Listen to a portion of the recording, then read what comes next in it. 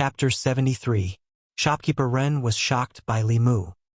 He nodded his head in a daze and said, "Not only me, when the immortal master demonstrated these supernatural powers, many servants were also there. If you don't believe me, you can ask them." Li Mu didn't have time to confirm. He picked up the paper crane on the ground and disappeared on the spot. He chased after Li Qing and Hanja. Ren Yuan had a supernatural realm master who had already entered the middle three realms. He was a master who could practice dozens of high-level supernatural powers. Even if they didn't meet Ren Yuan's master, Ren Yuan wouldn't be able to handle some of the things a cultivator in the middle three realms casually gave him. He had to remind them to be careful.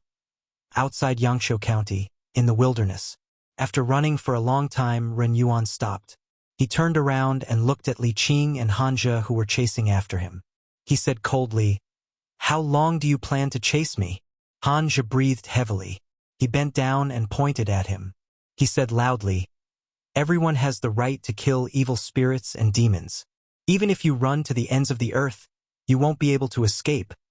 Ren Yuan's face darkened. He secretly crushed a jade stone in his hand. A white light flew out from the jade stone and disappeared into the distance in an instant. After doing this, he took out a black flag and threw it into the air. The flag exploded into a cloud of black fog and shrouded Hanja and Li Qing. It instantly enveloped the two of them. Hanja's hands formed a seal and he quickly chanted, "Wind comes out of Zhenhorn, earthly soldier deployment. Sun Fang's road ahead, evil ferocious wind, urgent as the law command." A gust of wind suddenly appeared beside him. However, the black fog wasn't like ordinary fog. The wind made their clothes flutter, but it couldn't blow away the black fog. Hanja was helpless. He could only throw out another guiding thunder talisman. Lightning flashed in the black fog. This fog was obviously of the Yin attribute. Under the lightning, it kept rolling and shrinking until it completely disappeared. Ren Yuan touched his bosom and threw out two more command flags. They turned into black fog and enveloped the two people once again. "He's stalling for time." In the black fog, Li Qing said in a low voice, "Although this person is in the assembled god stage, he doesn't seem to know much about Tao. Let's not waste any more time." Lightning flashed within the black fog once again, and Hanja's angry roars could be heard from time to time. A moment later, the black fog dispersed, revealing Hanja sitting cross-legged with black fog swirling around his face. Ren Yuan's complexion changed. He reached his hand into his bosom, but didn't take out the command flag. Li Qing looked at Ren Yuan and slowly walked towards him. Suddenly, she stopped and her pupils shrank. A figure shrouded in a black robe appeared out of nowhere and stood quietly behind Ren Yuan. The black-robed man stood there quietly. His black robe tightly wrapped around his entire body, and his face was hidden under a cloud of black fog. His body did not emit any aura, but she felt an extreme sense of danger. "Another one!" Hanja stood up. The black fog on his face had disappeared. He looked at the black-robed man from afar and shouted, "Who are you, master?" Looking back at the black-robed man, Ren Yuan was excited. He pointed at Li Qing and Hanja and said, "Kill them. I want to devour their souls." Hanja held his sword and sneered, "Then let's see if you have the ability." Li Mu followed the paper crane and ran all the way. Soon, they left the county and came to a wilderness outside the city. Ren Yuan's body still had soul power that had not been refined. By following the paper crane, they could find Ren Yuan and Li Qing. Li Mu saw Ren Yuan at a glance. He seemed to be injured and was meditating on the ground. Li Qing and Hanja were fighting with a figure shrouded in a black robe. Although it was called a battle, it was more like a game. Under Li Qing and Hanja's all-out attacks, the black-robed man only dodged. The swords in their hands could not even touch the corner of his clothes. Hanja retreated to the side, panting. After a short exchange, he already knew that they were far from being a match for this person. A trace of ruthlessness appeared in his eyes. He crossed his fingers and formed a hand seal. After doing all this, the magic power in his body was exhausted, and he collapsed to the ground. The power of heaven and earth fluctuated, and the image of an old man appeared in front of Hanja. The old man had white hair and a white beard. He wore a loose Taoist robe. After forming a sword seal with one hand, he waved his hand at the black-robed man, and an invisible sword chi slashed out. Clang! The black-robed man crossed his arms and resisted the invisible sword chi. His body retreated more than 10 feet before stopping. His sleeves were torn apart, and a faint bloodstain appeared on his withered arms, which were exposed to the air, but it quickly disappeared. The black-robed man stood where he was and said in a hoarse voice, "The Fulu School's foundation is indeed deep. This abhijna has already touched the edge of Taoist techniques." Hanja's expression was ugly. His heart had already sunk. This abhijna was his strongest killing move. It was enough to kill a third-realm demonic ghost. However, the heretical cultivation in front of him had already reached the fourth realm. The gap in magic power could not be bridged even by Taoist techniques. Seeing that Hanja's abhijna had no effect, Li Qing made a prompt decision. She grabbed Hanja's clothes by the back of his neck and retreated in an instant. When she reached Li Mu's side, she threw him a divine travel talisman and said quickly, "Let's go." Li Mu did not hesitate to stick the divine travel talisman on his body. At the same time, he raised his magic power to the limit and quickly fled in the direction they had come from with Li Qing. If it was a soul condensation or spirit condensation heretical cultivation, Li Mu could catch him off guard and give him a taste of thunder. However, the other's cultivation had already reached the middle realm. There was no other way but to run. Under normal circumstances, even if these heretical cultivation cultivators were full of evil, they would not easily kill cultivators of the Yamen. Whether it was the sects behind them or the imperial court, they were not people that these loose cultivators could offend. Li Mu stuck the divine travel talisman on his body. As he ran, he looked back. This glance made his heart skip a beat. His heart, which had just calmed down, was raised again. He saw that the black-robed man carrying Ren Yuan was actually chasing closely behind them. His speed was even faster than when they were using the divine travel talisman. At this speed, they would probably be caught before they could run back to the city. Li Mu made a prompt decision and said in a low voice, "This won't do. Split up and run." With his back to Li Qing, he formed a seal with his hand. With a boom, a bolt of thunder fell from the sky and struck the black-robed man in front of him. Although this attack did not hit him, it did stop his body. In this short pause, the three people in front of him had already fled in two different directions. The black-robed man did not think for long and chose a direction to pursue. Li Qing felt that the black-robed man's aura had disappeared. Her expression changed. She threw down Hanja and said, "Go back to the Yamen first." After saying this, she turned around and chased in the direction that Li Mu disappeared. Li Mu, who was running at high speed, felt the aura behind him quickly approaching. He used all of his Fa Li to increase his speed. After deciding to split up, he did not give Li Qing a chance to choose. He turned around and ran in a direction far away from the city. The black-robed man chasing after him was also within Li Mu's expectations. Even a transcendent realm heretical cultivation would not dare to be presumptuous in the city. Li Qing and the others fled into the city, but Li Mu was far away from the city. As long as this heretical cultivation was not stupid, he should know who to chase. Of course, the current Li Mu was still not a match for a transcendent realm heretical cultivation cultivator. Therefore, he chose to run in the direction of the Gulf of Clearwater. This place was not far away from the Gulf of Clearwater. Li Mu was confident that he could reach Su He before the black-robed man caught up to him. On the other side of the Gulf of Clearwater was a cliff. Ren Yuan, who was being carried by the black-robed man, looked at Li Mu, who was about to reach the bottom of the cliff, and said mockingly, "There's no road ahead.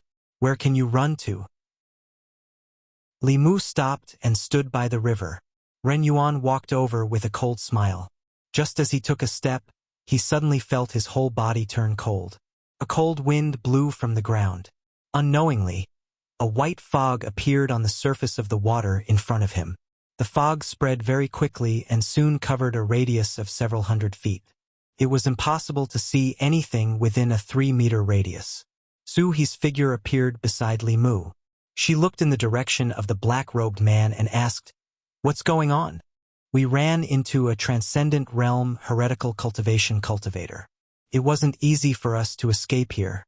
Li Mu explained and asked directly, a transcendent realm cultivator. Can you beat him? As soon as he finished speaking, Su He's figure disappeared. Chapter 74. Ren Yuan stood beside the black-robed man and asked with a frown, "Where did this white fog come from?" The black-robed man did not speak, but suddenly turned his body sideways. In the fog, a white palm that was attacking his back missed. The black-robed man said with a hoarse voice, "So it's a ghost." A woman's cold snort came from the fog. "You're the ghost. Your whole family are ghosts." Just as she finished speaking, countless green threads suddenly shot out from the white fog. They were extremely fast, like steel needles, piercing towards the black-robed man and Ren Yuan. The black-robed man waved his sleeves and the black robe became as hard as iron. The green threads could not penetrate it and rolled back. The black-robed man flicked his finger and a ball of flame appeared out of thin air. When it touched the green threads, it immediately burned. True Samadhi fire. A cry of surprise came from the white fog. The hair suddenly broke and did not let the flames continue to spread. In the next moment, Su He's figure flew out. 2 bone swords appeared in her hands and she stabbed towards the black-robed man's head. The black-robed man's left hand formed a seal and the middle finger and index finger of his right hand came together in the shape of a sword. Suddenly, 3 feet of white light shot out from the tip of his finger. He used his finger as a sword and faced Su He's bone swords. The white light was extremely sharp. After a few collisions with the bone swords, a few cracks appeared on the 2 bone swords. The black-robed man played it down from the beginning. Su He's expression became extremely serious. She put away the bone swords and retreated into the white fog. The white fog became thicker and thicker. 1 step away, nothing could be seen clearly. Li Mu stood where he was and only saw the white fog in front of him rolling violently. Occasionally, the sound of metal clashing could be heard, as well as waves of powerful mana fluctuations. After a while, the fog in front of him suddenly disappeared. Li Mu saw the black-robed man and Su He's palm collide. The black-robed man's body swayed and Su He's figure flew back. After landing, she kept retreating. Li Mu hurriedly went forward to support her, asking, "Are you okay?" Su He looked up at the black-robed man and her expression became unprecedentedly serious. She said in a low voice, "He's not an ordinary transcendent. He's much stronger than that monk and has many abilities to restrain me."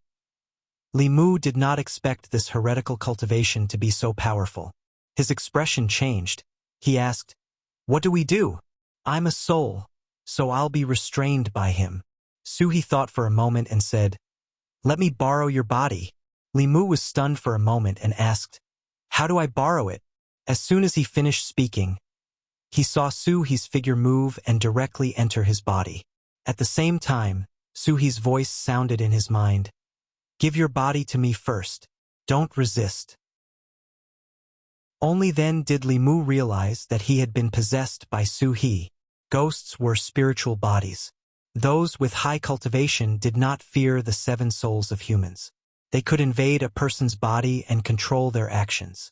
This was what people often called ghost possession. However, unlike ordinary ghost possession, Su He had only entered his body in order to borrow his body to unleash a remarkable ability that she, as a spirit, could not unleash. After being possessed by Su He, other than feeling a little strange, Li Mu did not feel any other discomfort. On the contrary, he had never felt that he was as strong as he was now. Because she did not possess Li Mu's body but shared it. She could borrow Li Mu's body, and Li Mu could also borrow her spiritual power. Li Mu could clearly feel the surging dermic powers in his body.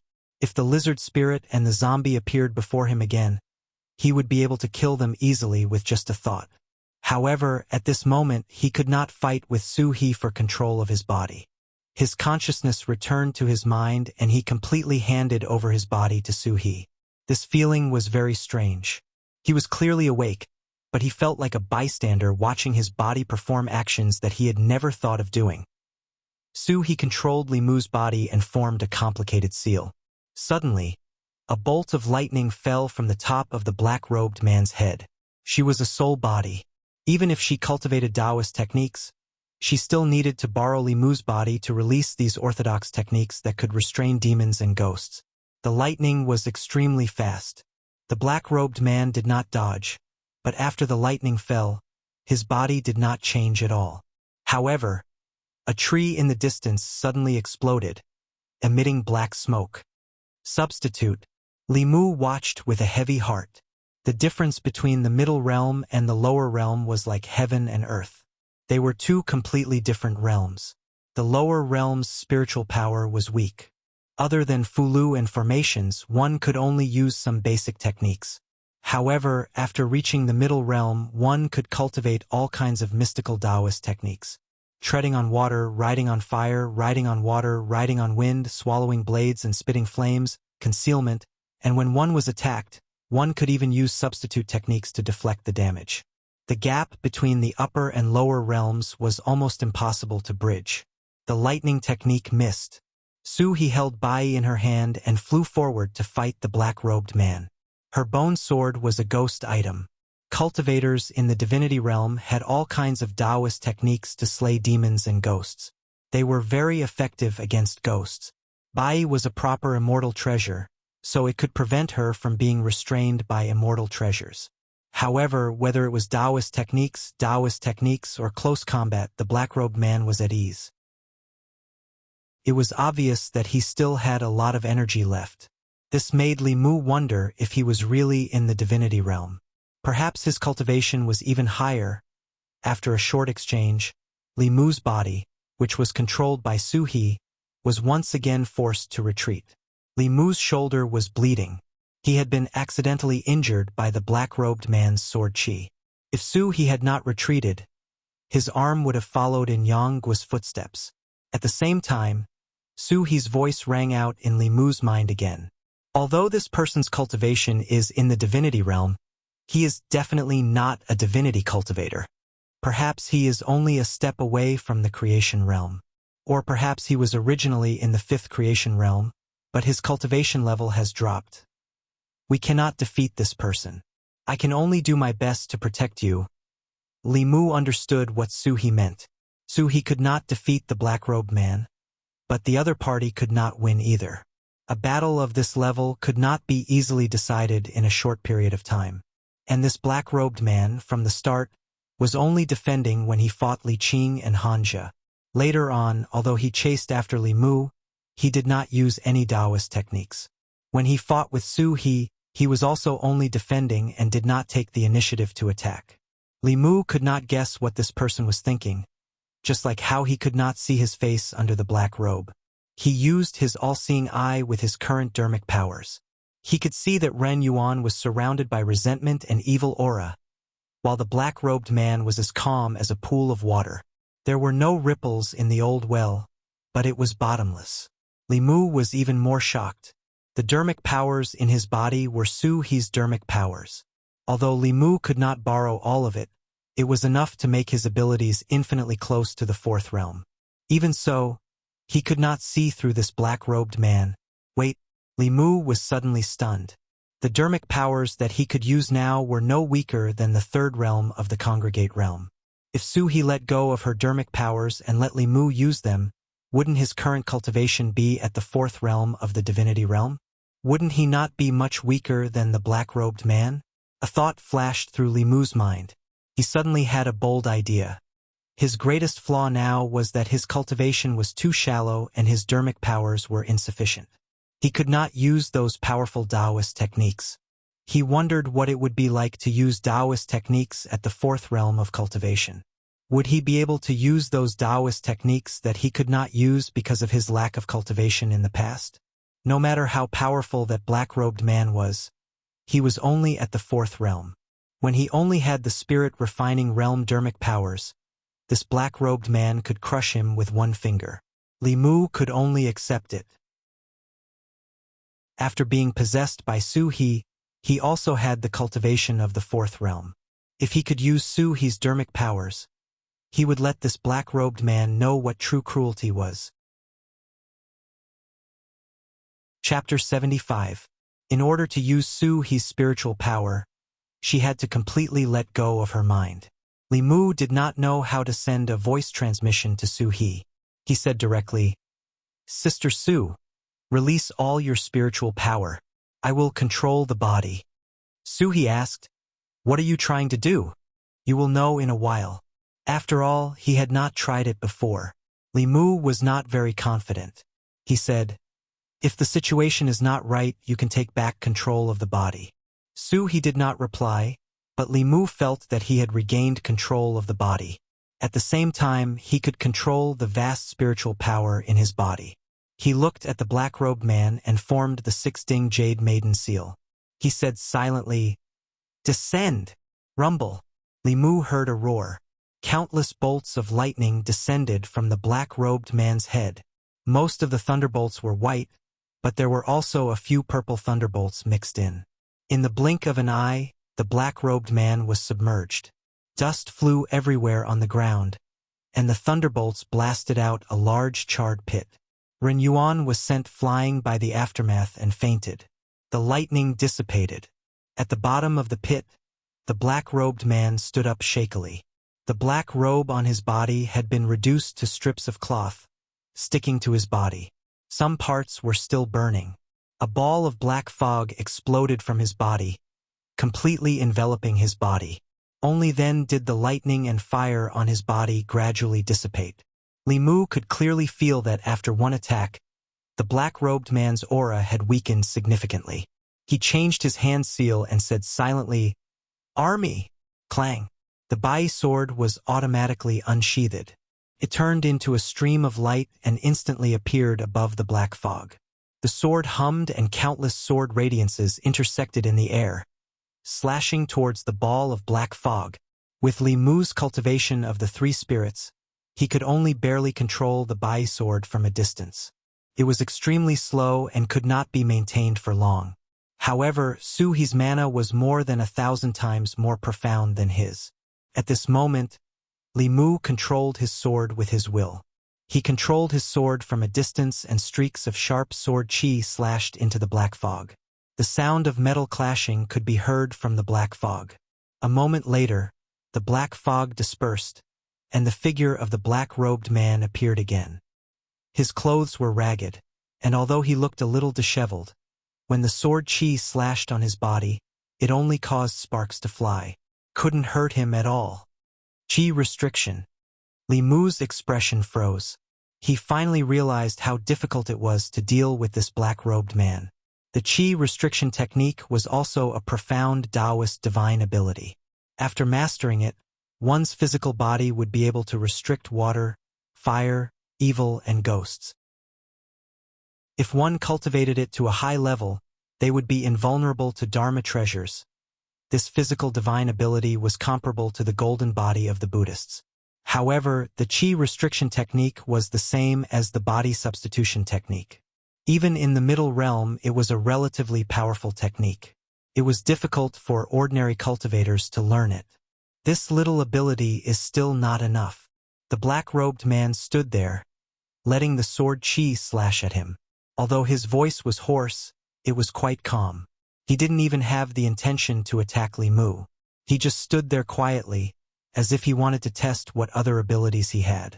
2 of the 9 syllables mantra had been used.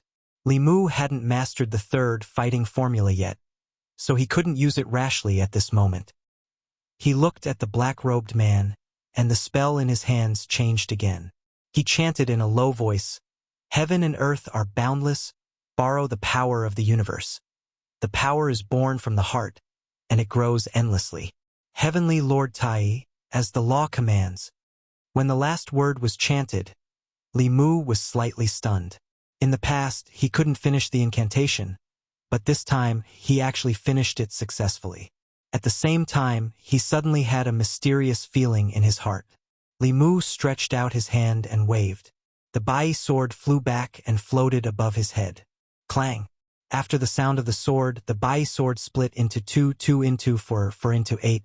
In the blink of an eye, It had turned into a sky full of sword shadows, neatly arranged behind Li Mu. Behind Li Mu, rows of swords flickered. Each of the swords exuded a terrifying power. This was not Li Mu's mana, but the power of heaven and earth. After Li Mu came back to his senses, he looked at the black-robed man, smiled, and asked, "Is it enough? Go." He stretched out his hand, and the countless sword shadows immediately shot toward the black-robed man with a power that could destroy heaven and earth. The black-robed man was no longer as calm as before. He turned into a ray of flowing light and retreated rapidly into the distance. However, no matter how fast he couldn't be faster than the sword light. Countless sword light passed through his body, and his physical body was instantly destroyed. Just as his nascent spirit escaped, the sword shadows behind him arrived. He immediately followed in the footsteps of his physical body, turning into a ball of light and slowly dissipating. Is he dead? The battle ended in an instant. Li Mu stood where he was, lowering his head to look at his hand in a daze. The heretical cultivation of the transcendent realm that even he could not defeat had been killed by him just like that. For a moment, Li Mu found it hard to believe. However, the surging mana in his body told him that he was no longer that soul-refining rookie, but had the strength to kill a transcendent realm cultivator. In the next moment, His figure walked out of Li Mu's body. Li Mu's body trembled, suddenly feeling extremely empty. Compared to now, he still preferred the feeling just now. He looked at him, her eyes filled with deep meaning. She asked, "Just how many secrets do you have?" Li Mu smiled embarrassedly and said, "I'll tell you slowly in the future." If there was anyone in this world that Li Mu could trust, she was definitely one of them. He did not pursue the matter. She looked in the direction where the black-robed man had been killed and frowned.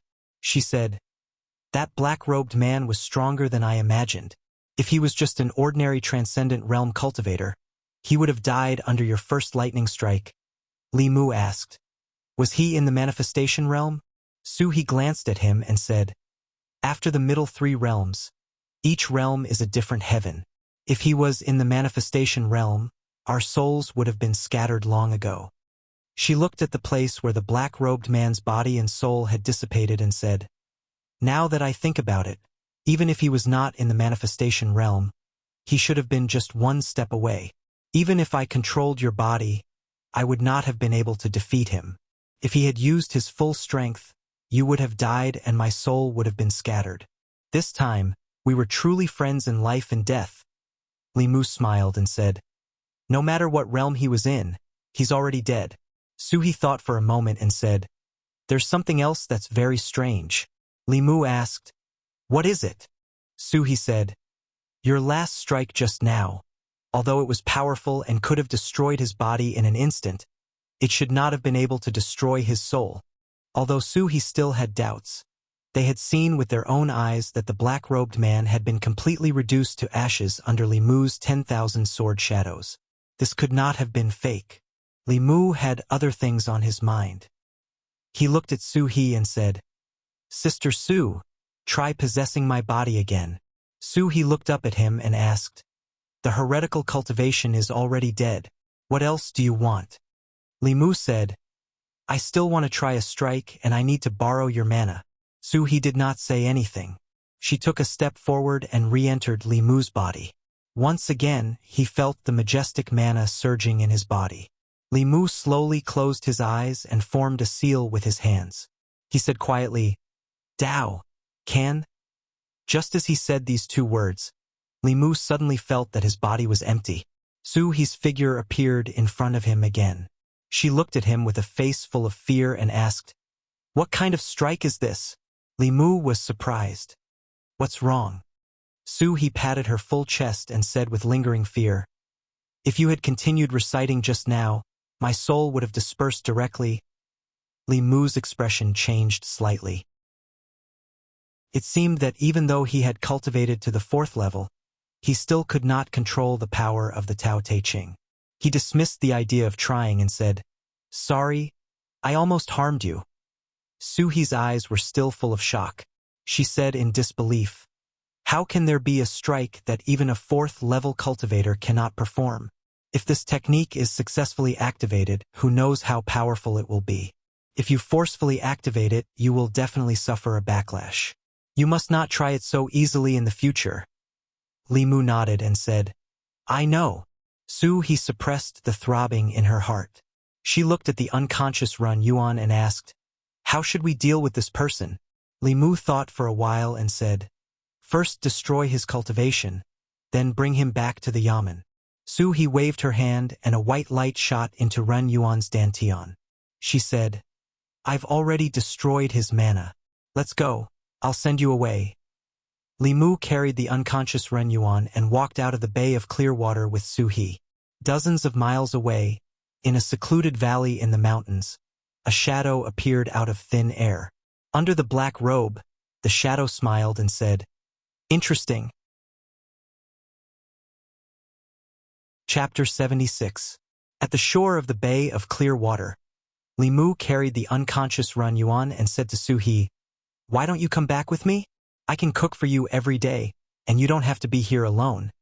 He made this suggestion not because he had any thoughts about Su He, but because after they merged, Li Mu could not stop thinking about that powerful strength. Although Li Mu was only at the 1st realm, after being possessed by Su He, who was at the 4th realm, he could unleash strength far surpassing that of a 4th realm cultivator.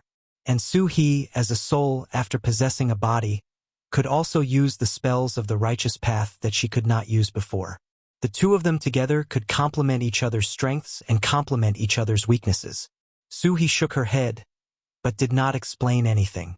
She said, I can't leave here. Just remember to come and see me often. Li Mu was somewhat disappointed, but he did not force her. After bidding farewell to her, he walked out of the Bay of Clear Water. After walking for a quarter of an hour, a figure flew over from the front. When Li Qing saw him, she immediately asked, Are you all right? Li Mu shook his head. I'm fine. Li Qing sighed in relief, then asked, Where's the heretical cultivation? Dead. Li Mu threw Ren Yuan to the ground and said, When he was chasing me, a righteous cultivator happened to pass by and killed that heretical cultivation, saving me. Li Qing looked at him and asked, Where's that senior? Li Mu pointed in a direction and said, He just left. The black-robed man was killed, and Ren Yuan was also captured. Li Qing sighed in relief, but her expression turned cold. She looked at Li Mu and asked, Who told you to act on your own just now? Li Mu opened his mouth. Before he could think of an answer, several figures appeared behind them and quickly arrived beside them. Constable Zhou led the others and asked nervously, What about the heretical cultivation? He was killed by a senior who was passing by. Li Mu pointed at Ren Yuan on the ground and said, This person is the murderer of the hunter father and son. His cultivation has already been crippled by that senior. Within 2 months, he had consecutively crossed the soul refining and soul condensation stages. I'm afraid that the innocent people who died in his hands were not only the hunter father and son. Constable Zhou said with a sullen face. Take him back to the yamen first and interrogate him carefully. After arranging everything, he looked at Li Mu and asked, Are you okay? I'm fine. Li Mu smiled and said, It's all thanks to that senior. Li Mu did not intend to tell Constable Zhou the truth about Su He, but he did not ask. The heretical cultivation did not walk the right path and defied the heavens. Everyone had the right to punish them. Although Li Mu's reason was a bit coincidental, he had to believe it.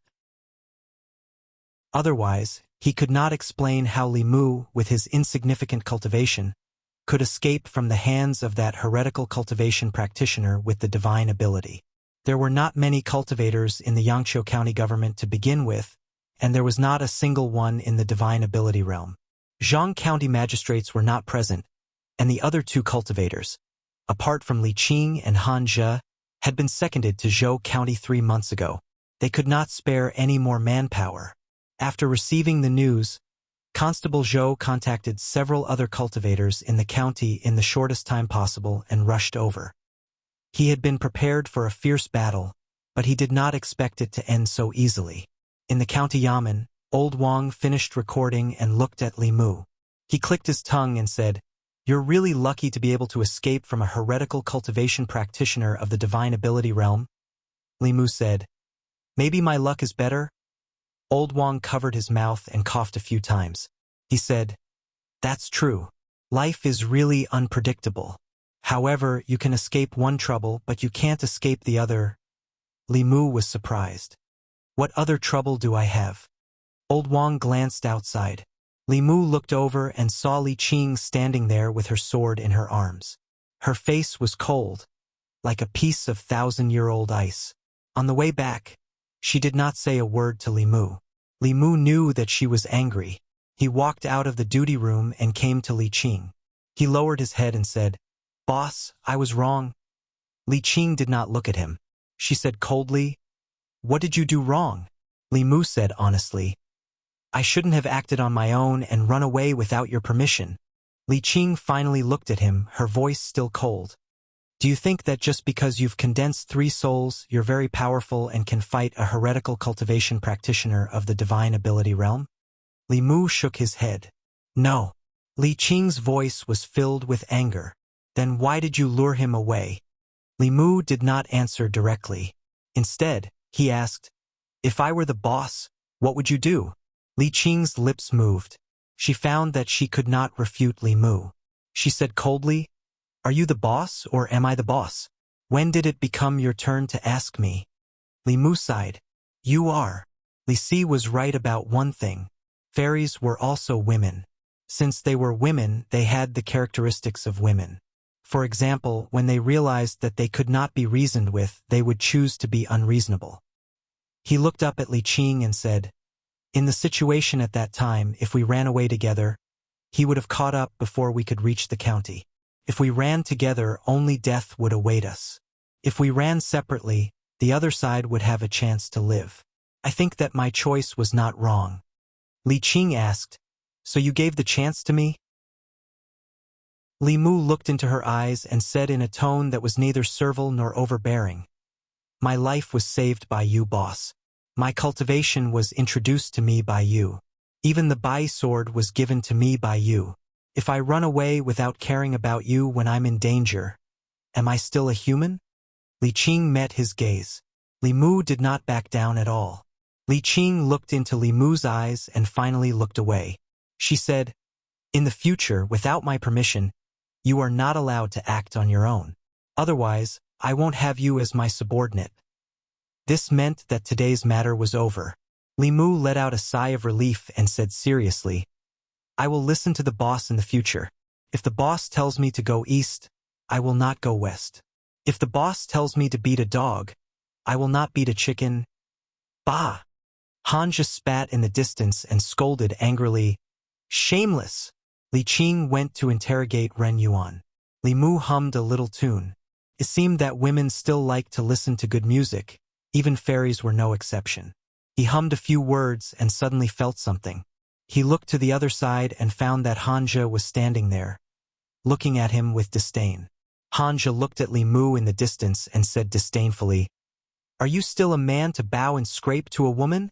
If it was yesterday, Li Mu might have felt a little guilty when he heard Hanja ask this. Now he could stand there with his back straight and tell him loudly that he was a man. A real man. Li Mu smiled and said, A real man knows when to yield and when to stand tall. A man who only knows how to stretch his neck forward is called a boorish man. Hanja knew that Li Mu was mocking him for almost being caught by the cat demon. He snorted and said, Today you saved me once. In the future I will save you once. Then we can call it even. Li Mu was too lazy to waste time with Hanja. He still had to go to the torture room and interrogate Ren Yuan about the black-robed man. Hanja stood in the corridor and said gloomily, In terms of strength and status, which part of me is inferior to him? Why does Miss Qing treat him so well? That female shopkeeper of the Union Pavilion also flirted with him. Old Wang poked his head out of the window and said, Although you are stronger than him and have a higher status than him, there is one thing that you can't compare to him. Hanja turned his head to look at Old Wang and said unhappily, What is it? Old Wang said, You are not as good-looking as him. Hanja snorted and said disdainfully, Shallow. Old Wang shook his head and retracted his head. He sighed and said, "These kids nowadays, they have cultivated until they are stupid. When it comes to girls, how can they not yield and coax them a little? Do you think that by standing there in a daze, girls will throw themselves at you? Do you think you are Li Si?"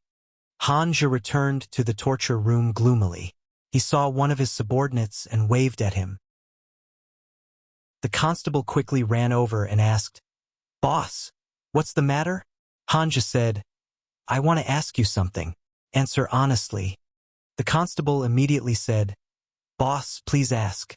I will answer honestly." Hanja touched his chin and asked, "Me or Li Mu? Who is better looking?" "Li Mu?" The constable was stunned. He thought about Li Mu and then looked at Hanja. He shook his head and said, "Boss, don't joke around." Chapter 77. When Li Mu and Li Qing walked out of the torture chamber, Hanja was chasing one of his subordinates. Li Mu was not in the mood to pay attention to Hanja. After Ren Yuan's cultivation was crippled by Su He, he was no different from an ordinary person. And ordinary people had no secrets under the special interrogation of the county yamen. The reason for Ren Yuan's cultivation was no different from what shopkeeper Ren had said. 2 months ago, when he went out to play, he met a Taoist priest. The Taoist priest felt his bone structure and asked about his birth characters. Seeing that Ren Yuan had a rare wood elemental body, he had the idea of taking him in as a disciple. Ren Yuan did not believe it at first, but after the Taoist priest showed him some magical Taoist techniques, he immediately knelt down and kowtowed to take him in as a disciple. The Taoist priest was very attentive to Ren Yuan's cultivation. He often brought Ren Yuan deep into the mountains to kill some wisdom-opening realm or embryonic transformation realm demons to extract their souls. As a result, Ren Yuan condensed 7 souls in half a month. Li Mu's cultivation speed was not slow, but after 2 months, he had only condensed 3 souls. He was far from Ren Yuan's level. After condensing the souls, the Taoist priest disappeared for a period of time. During this period, Ren Yuan used the magic weapon given to him by the Taoist priest, as well as the evil techniques that the priest had taught him, to kill many demons and extract their souls for cultivation. In just a month, he had already refined 2 of the 3 souls. This reminded Li Mu of the yellow rat couple. Judging from the time of Ren Yuan's crimes, the injury of the yellow rat's wife was most likely caused by Ren Yuan.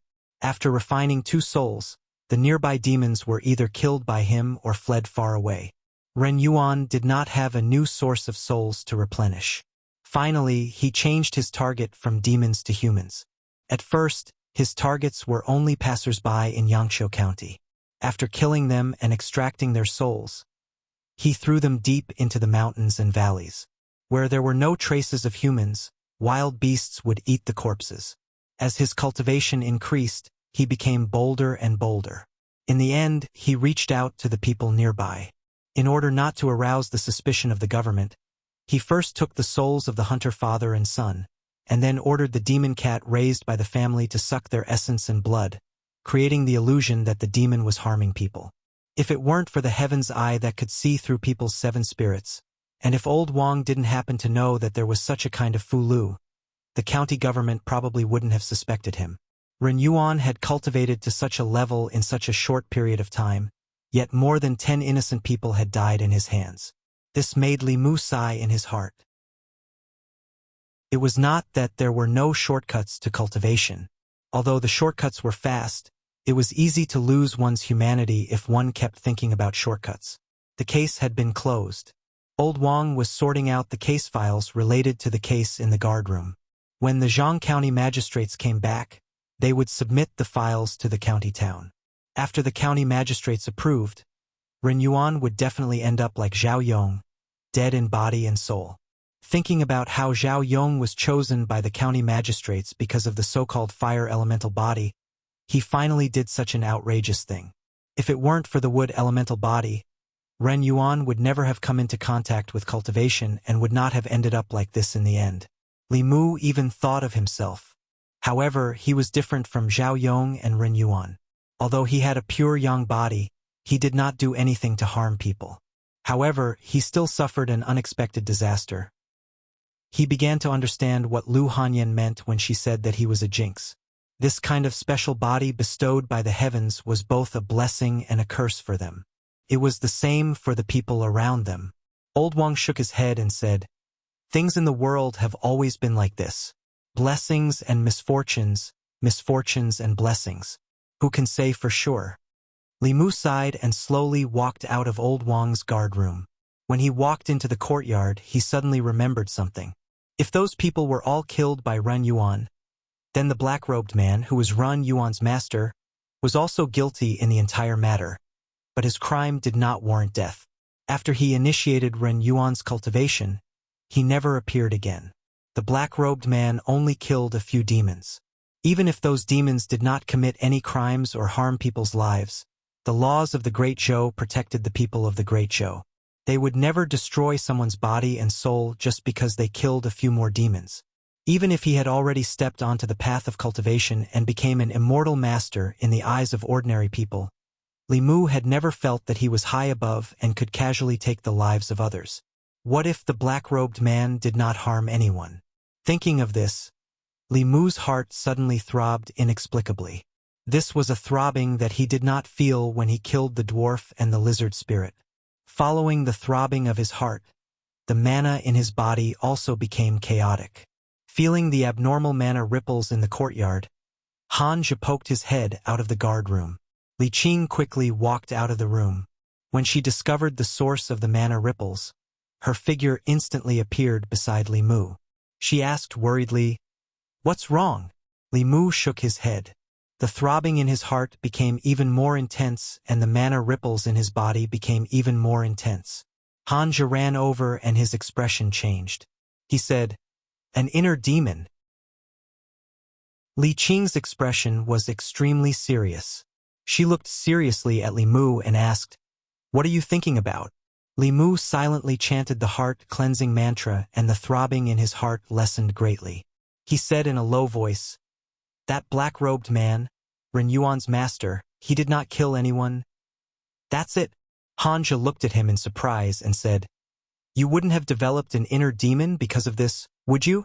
Li Mu, "If he did not harm anyone, then that senior killed someone who should not have been killed. Just look at the matter of Ren Yuan. Although he was at fault, he did not deserve to die." Han Zhe looked at him with a strange gaze and said, "Kid, you are still too young. Do you know why the orthodox disciples of the six sects are not allowed to kill demons and extract their souls without permission? Why? Desire." Han Zhe looked at him and said, "If one's desire is moved, there is only the difference between 0 and countless times. What are those demons that have taken human form? For Ren Yuan's cultivation, the black-robed man could kill them without the slightest scruple. Do you think that, after cultivating to the transcendent realm, he has not killed anyone himself? If he did not have the heart to harm others, why would he protect him and why would he chase after us?" Li Mu's heart palpitations slowly calmed down and his mana also calmed down. Han Zhe continued, "There is no end to desire. Cultivators who kill demons to extract their souls and refine their souls will eventually walk on two paths. The first is to exterminate demons and devils. They will search for demons that have done all kinds of evil and bring harm to the human world, kill them and extract their souls. The second is to be like Ren Yuan, who has taken a wrong path and completely fallen into the evil path. He will become an evil cultivator and harm the human world." Han Zhe patted Li Mu's shoulder and sighed. "Although you have not seen much, your temperament is not bad. Otherwise, you would not have developed such an inner demon. The job of constable is very suitable for you. That black-robed man was able to cultivate Ren Yuan. He must be a heretical cultivation cultivator himself. He deserved to die, so there is no need to pity him. In the process of cultivation, the inner demon is everywhere. If you cannot subdue it, your future cultivation will be more difficult, and you may even fall into the evil path." Li Qing comforted Li Mu and said, "Come back to the duty room with me. I will help you calm your mana." Han Zhe immediately said, "Miss Qing, you should rest. Let me calm him down. My mana has already recovered." Li Qing shook her head and said, "He is my subordinate. Let me do it myself." Seeing Li Qing and Li Mu walk into the duty room, Hanja's face was filled with annoyance. After a moment, his eyes turned and he came to another room. Constable Zhou was reviewing files. He raised his head and asked, "Constable Han, is there anything I can help you with?" Hanja walked in front of him and said, "Constable Zhou, Li Mu has also stepped into cultivation. According to the usual practice, can he be promoted to constable?" In the county government, Constable Zhou was the chief constable.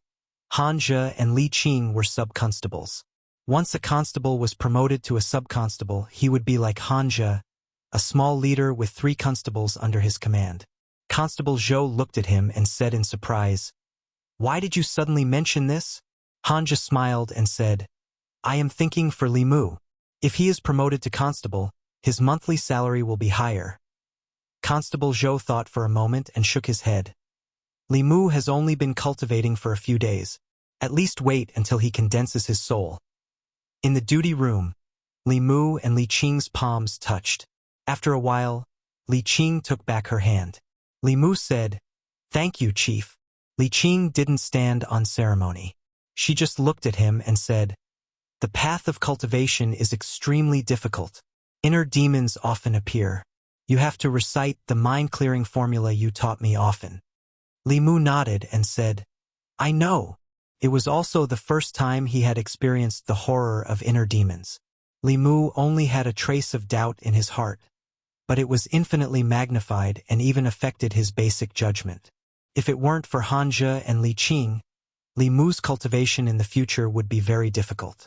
At this time, Hanja came in from outside and threw a jade stone to Li Mu, saying, "This is for you." Li Mu took the jade stone and asked, "What is this?" Hanja said, "In the past few months, I have collected courage from killing demons. You saved me once. Take it as a return of the favor." Since Hanja said so, Li Mu couldn't refuse. He took the jade stone and said, "Thank you. You are welcome." Hanja's face showed a trace of pain. He gritted his teeth and waved his hand, telling Li Mu, "Cultivate well and try to condense your soul as soon as possible." Chapter 78. Pure soul power and courage were extremely attractive to cultivators. Cultivators in the soul refining and soul condensing realms could use them to quickly break through realms. High-level cultivators could also use them to strengthen their bodies, souls, and primordial spirits. Jade was a spiritual object that could be used to store soul power, courage, and even mana. It was also one of the materials for setting up formations. Li Mu still had 4 souls that had not been condensed.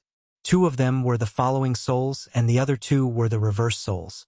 When refining fear and evil emotions, he needed a large amount of courage. This was also the reason why he did not reject Hanja. After a fierce battle and almost being invaded by the heart demon, Li Mu spent the entire afternoon in the duty room to adjust his breathing. He only returned when the yamen was closed. Today was another day outside. He did not know what Wanwan ate for lunch. Li Mu walked on the street. From afar, he saw Wanwan sitting on the steps of the door, playing happily with a puppy. The puppy circled around her. Every time Wanwan wanted to hug it, it would quickly run away. Occasionally, people passing by would look at her with strange eyes. Li Mu guessed correctly. With this girl's personality, even if she really met a ghost, she would not think that way. This puppy was just a spiritual body. Perhaps it did not even know that it was dead. It was just the 7 souls that were naturally afraid of living people. Although it wanted to play with Wanwan, it did not dare to get close. Wanwan saw Li Mu and immediately stood up. She patted her butt and said happily, "Young master, you're back." Li Mu asked, "Why are you here alone? Where's your young miss?" "Young miss is busy at the shop." Wanwan looked happily at Li Mu and said, "Young master, there's a puppy here. It's very fun. And where's the puppy?" "It just ran away." Li Mu walked to the door and said, "Let's go in and cook first. We'll wait for your young miss to come back." After Lu Hanyen and Li Mu became familiar with each other, they often ate together. She didn't have any kitchen utensils at home, so she shared a set with Li Mu. If Li Mu came back early, Li Mu would cook. If Union Pavilion wasn't busy, there would be a table full of steaming hot dishes by the time Li Mu came home. The two of them didn't seem to be neighbors. Instead, they seemed to be living together. After a tiring day, Li Mu planned to have a simple hot pot. Wan Wan liked barbecue and hot pot the most. She was busy preparing the ingredients. After preparing the ingredients, Lu Hanyen still hadn't returned. She probably wouldn't come back for dinner. Li Mu wasn't worried that he wouldn't be able to finish the dishes. With Wan Wan around, not even a single vegetable or bean sprout would be left. Wan Wan squatted by the stove and waited for the water to boil. Li Mu walked into the study and waved at her. Wan Wan, come here. Wan Wan glanced at the pot that was about to boil. She reluctantly ran over and asked, "Young master, is something the matter?" Innate spiritual eyes were the dream of cultivators. As one's cultivation increased, that pair of spiritual eyes would evolve into a terrifying innate ability. However, for the current Wan Wan, it wasn't a good thing. The North County wasn't like the Middle County. Demons and ghosts were more common here. It was fine if ordinary people couldn't see them. However, if they could see them and attracted their attention, it would cause trouble. In the book that Old Wang gave him, there was a method to temporarily block spiritual eyes. Li Mu looked at her and said, "Close your eyes." Wan Wan froze for a moment, and a hint of red flashed across her little face. Then, she obediently closed her eyes, tiptoed, and raised her head slightly. Li Mu made a few gestures with his right hand. He put his index finger and thumb together and used his mana. He gently wiped her eyes and said, "Okay, you can open them now." Wan Wan opened her eyes in confusion and whispered, "But we haven't kissed yet." "Kiss what?" Lu Hanyen stood at the door. She looked at Wan Wan, who was tiptoeing and raising her head. She then looked at Li Mu, who was opposite her, and asked suspiciously. Even when it was time to eat, Lu Hanyen's doubts were still not eliminated. She looked at Li Mu with a scrutinizing gaze for a long time. Wan Wan put the cooked meat into Li Mu's and Lu Hanyen's bowls. As she did so, she whispered, "One for Miss, one for me, one for Sir, one for me, one for myself." Li Mu gave all the meat in his bowl to her. He shook his head and said, "I'll give it all to you. I like to eat tofu." Li Mu liked to eat meat roasted. He ate hot pot mainly for the vegetables. Lu Hanyen did the same as him. She gave all the meat in her bowl to Wan Wan and fought with Li Mu for the cooked tofu in the pot. Seeing that Wan Wan hadn't finished eating yet and was reaching for the pot with her chopsticks, Lu Hanyen couldn't help but remind her, "Eat less meat. Be careful that you don't become fat and can't get married in the future." Li Mu couldn't help but speak up for Wan Wan. "She's not like you. She's not eating like this for a day or two. She won't get fat." Lu Hanyen glanced at him. "You're protecting her like this. If she can't get married in the future, will you be responsible?" Li Mu was confused. "Isn't Wan Wan getting married with you? Why can't she get married?" Lu Hanyen looked at him and asked, "Why does Wan Wan want to get married with me?" Li Mu thought that Wan Wan was Lu Hanyen's personal maidservant. When she got married, Wan Wan should also sleep with her. As long as Lu Hanyen could get married, Wan Wan could also get married. Now it seemed that Lu Hanyen didn't have this plan.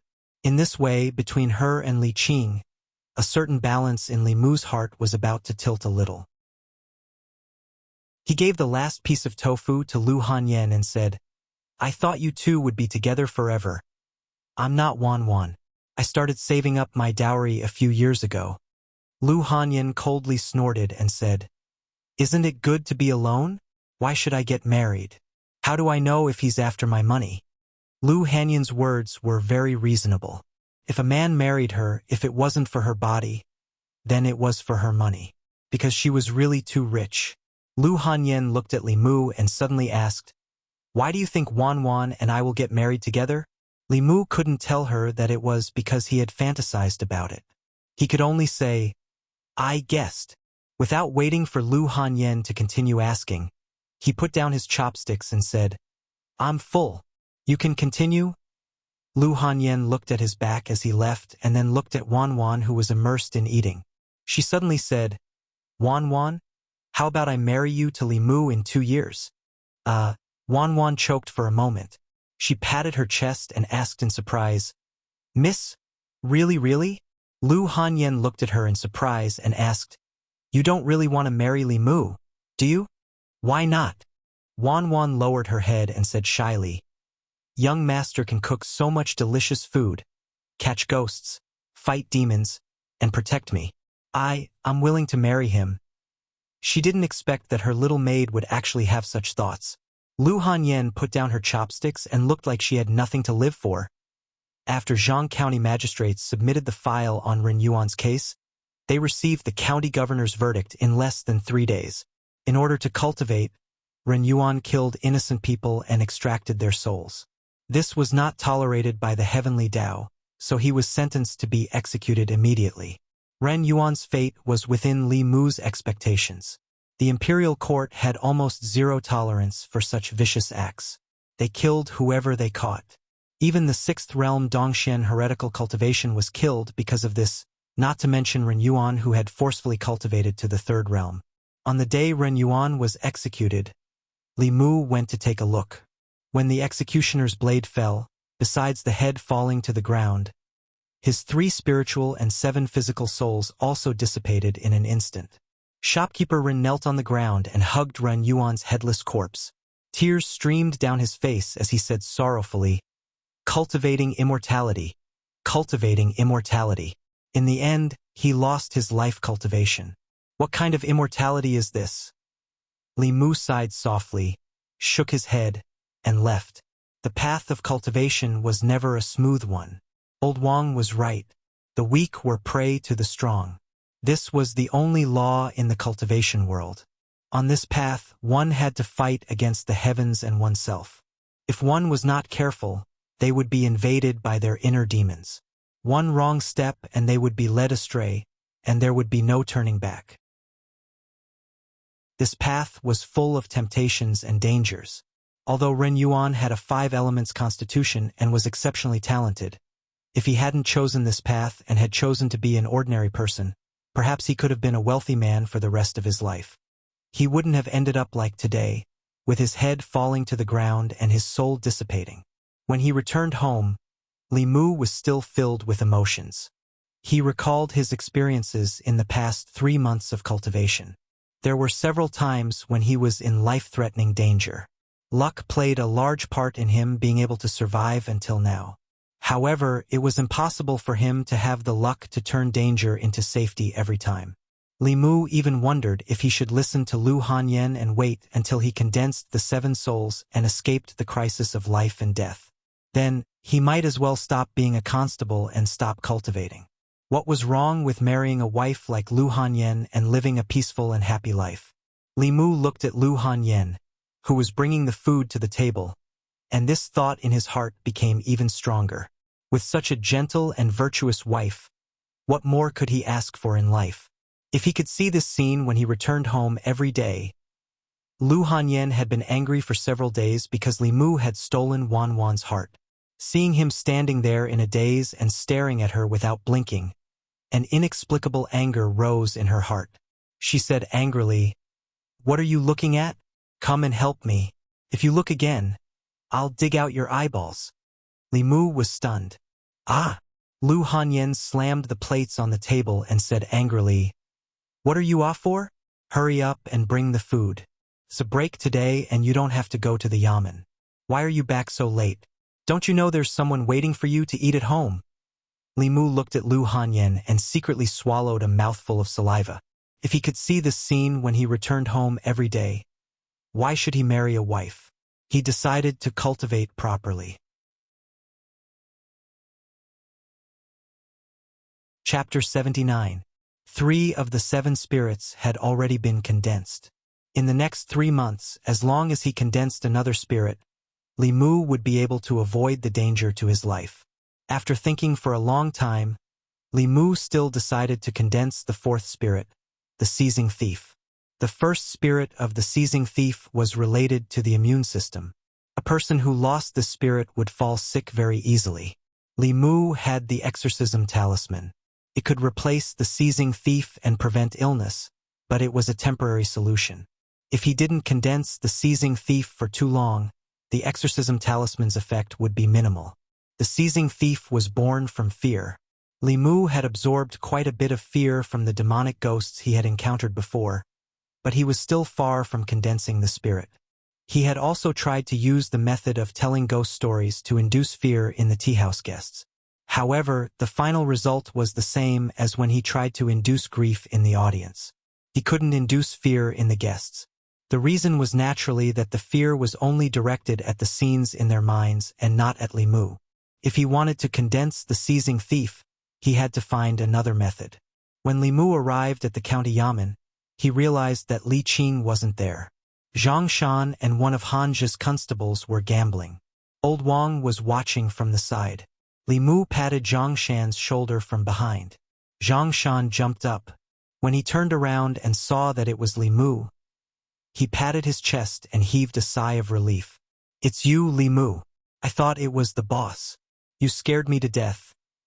Naturally, Li Mu didn't waste all his effort in inducing Zhang Shan's fear.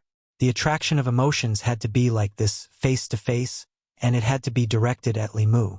However, after thinking for a long time, Li Mu couldn't think of any profession that could make it convenient to scare people. Since there was nothing he could use as a reference, he might as well create one himself. A thought flashed through Li Mu's mind.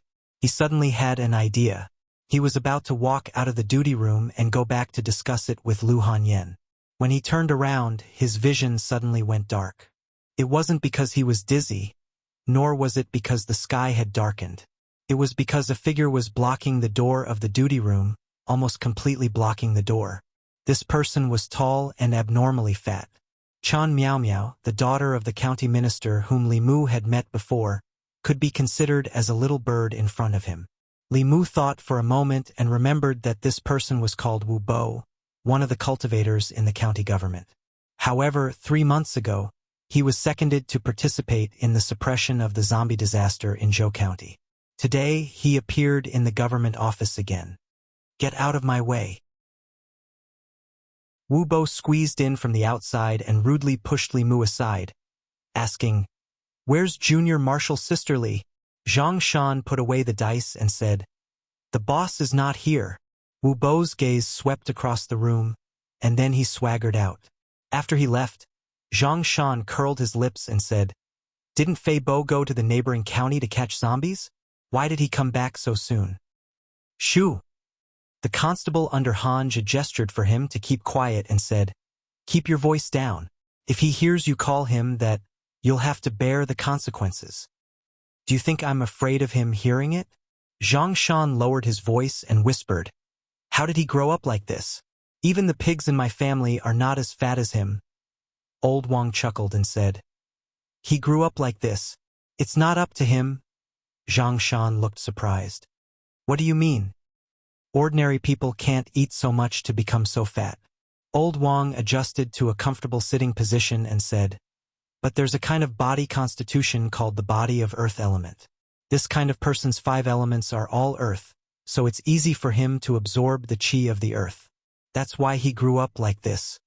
Zhang Shan clicked his tongue and said, "What kind of stupid body constitution is this?"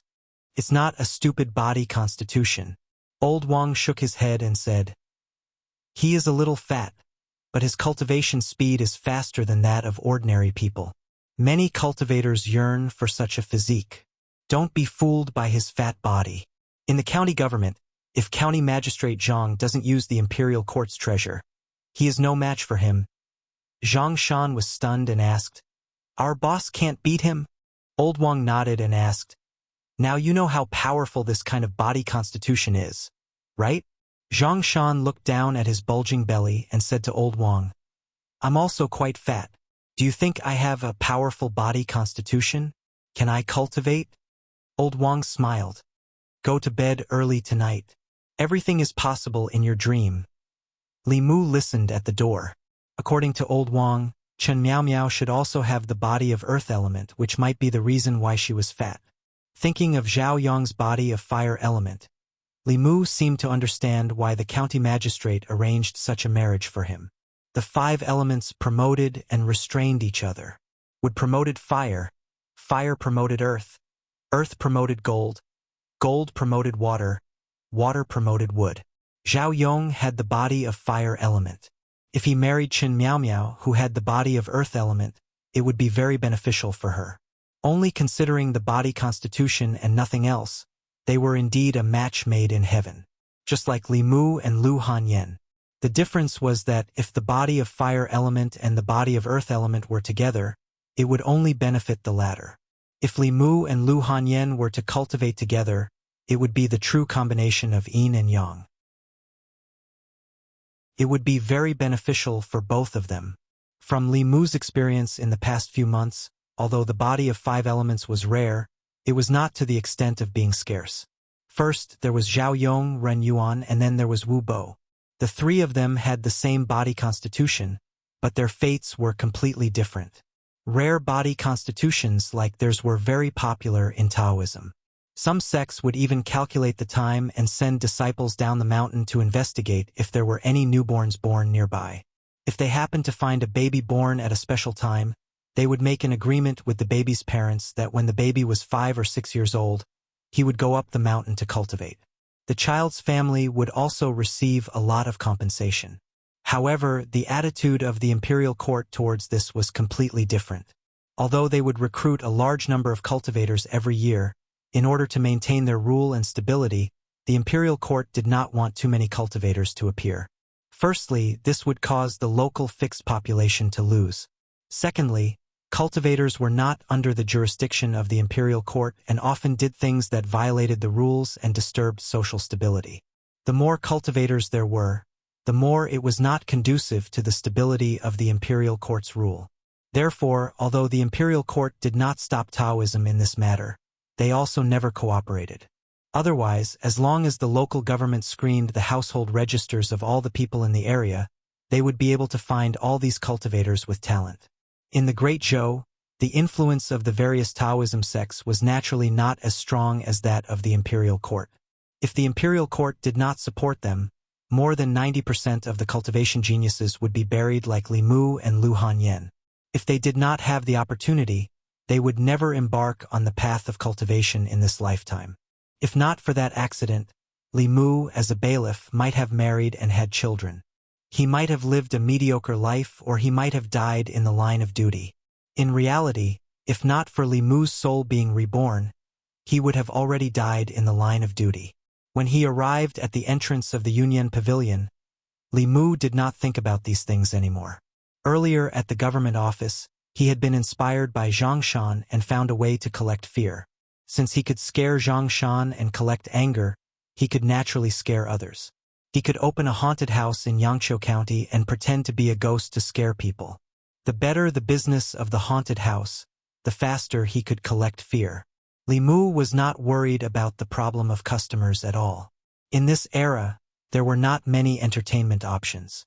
Men's favorite pastime was naturally the brothel.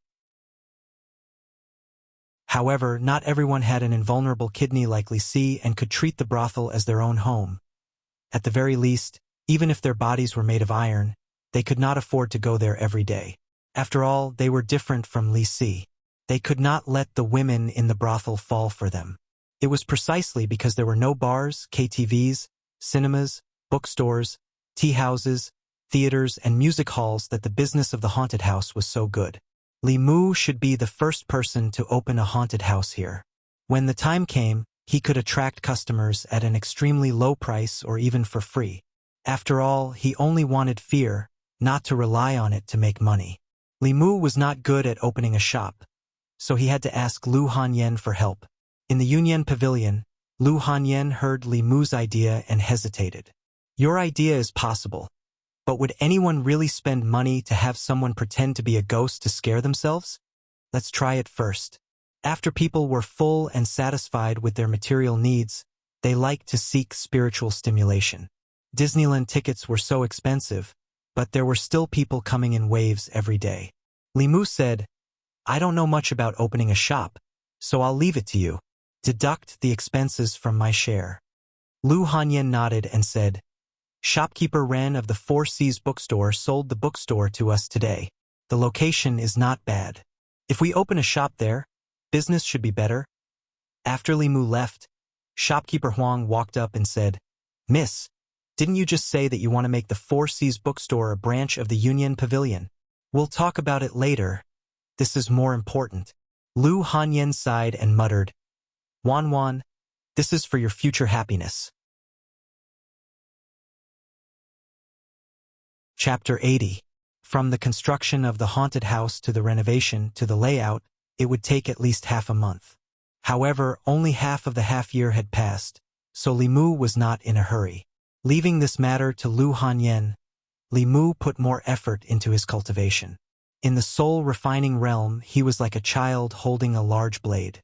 Although the weapon in his hand was sharp, the child's strength was too weak. No matter how sharp the blade was, it would be a waste in his hands. His Fa Li was too weak and his cultivation was too low. These were Li Mu's biggest shortcomings. If he had Suhi's cultivation, combined with various mysterious Dao techniques, even if he was not invincible in the middle realm, he would at least be able to walk unhindered in the sixth realm Dongxian and below. It was a pity that Suhi was not willing to live with Li Mu. Otherwise, when he was in danger, he would only need to let Suhi possess his body. In front of him, any demon ghost or heretical cultivation would have to kneel down and speak. Right now, he could only prepare as many spirit travel talismans as possible. If the situation was bad, he would run to Clearwater Bay. It had to be said that among the Dao sects, Fulu School was the most special one. In terms of alchemy, they could not compare to the Pill Cauldron sect. In terms of array formations, they were not as proficient as the Spirit Array sect. In terms of Dao techniques, they were not as good as the Southern sect, Northern sect, or Xuanzong. Fulu School's biggest advantage was that if one's cultivation was not enough, Fulu could make up for it. No one knew how many types of Fulu School had. No one knew how strong their Fulu was.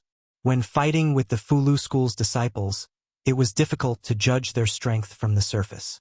A soul-refining realm cultivator holding a heaven-grade Fulu could easily kill a middle realm expert. Of course, the success rate of creating a heaven-grade Fulu was extremely low. It required an upper realm expert to try several thousand times before they could create one. This kind of Fulu was very rare even in the Fulu School. Only a few were produced in a year, and only a very small number of people had them. Exorcism talismans, soul lock talismans, and others were the lowest level of the yellow rank Fulu talismans. They could be used with a little bit of magic power. Divine travel talismans were already of the profound rank. Writing talismans required one to be at least in the soul-refining realm. This Fulu was a must-have for escaping. With Li Qing's spirit-concentrating cultivation, even ordinary transcendent realm cultivators might not be able to catch up to her.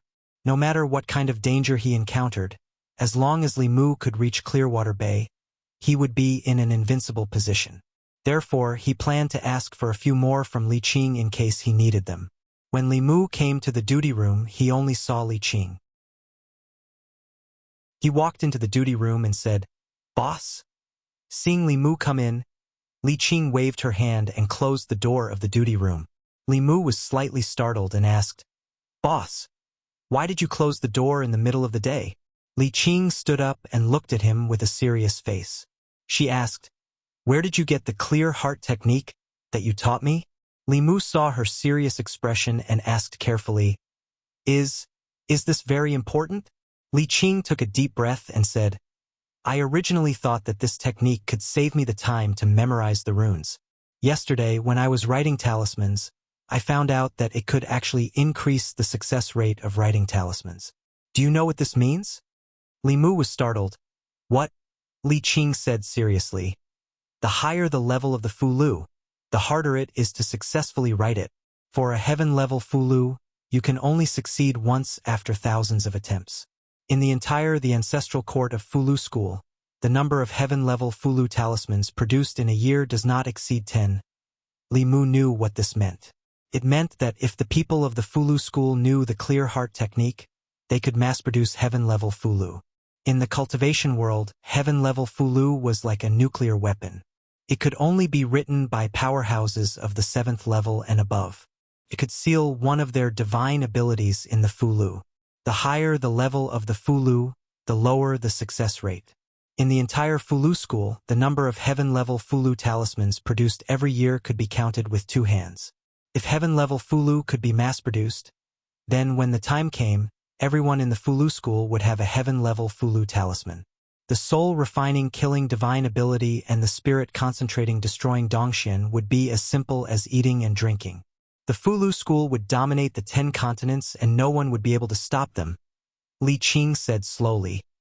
If this matter were to spread, it would bring a catastrophe to the Dao school. At that time, neither you nor I would be able to escape. You haven't told anyone about the clear heart technique yet? Li Mu's reaction to this was not as big as Li Qing's. The clear heart technique was not a catastrophe. If he were to spread the Buddhist incantation of 9 syllables and the Tao Te Ching, then it would be a real catastrophe for the Dao school. If he were to add the Heart Sutra, then even the Buddhist school would not be able to escape. Lu Hanyan was one of them and was trustworthy. In order not to worry Li Qing, Li Mu shook his head and said, "No. In this world, only you and I know about it." Li Mu had a strange feeling that he was hiding something from another woman in front of her. Li Qing asked doubtfully, "Then how did you get it?" Li Mu did not explain too much. He just said, "In short, boss, trust me. The clear heart technique will never be spread." Li Qing looked at him. She seemed to have a guess in her heart, but she did not ask any more questions. She said, "You have to remember my words. Once this technique is leaked, it will lead to a fatal disaster for you." She was so nervous about the clear heart technique. If he taught her the Buddhist incantation of 9 syllables, her reaction would be even bigger. Li Mu put aside his original idea for the time being and said, "Boss, can you draw a few talismans for me?" For Li Qing, the spirit-traveling talisman and the soul-searching talisman were not difficult at all. She directly drew a stack of talismans for Li Mu. Li Mu put away the soul-searching talisman and carried the spirit-traveling talisman with him. Li Mu could only write these 2 Fulu talismans when he reached the soul-condensing realm. He and Li Qing walked out of the duty room and met a mountain of meat. Seeing Li Qing, Wu Bo's huge face revealed a smile.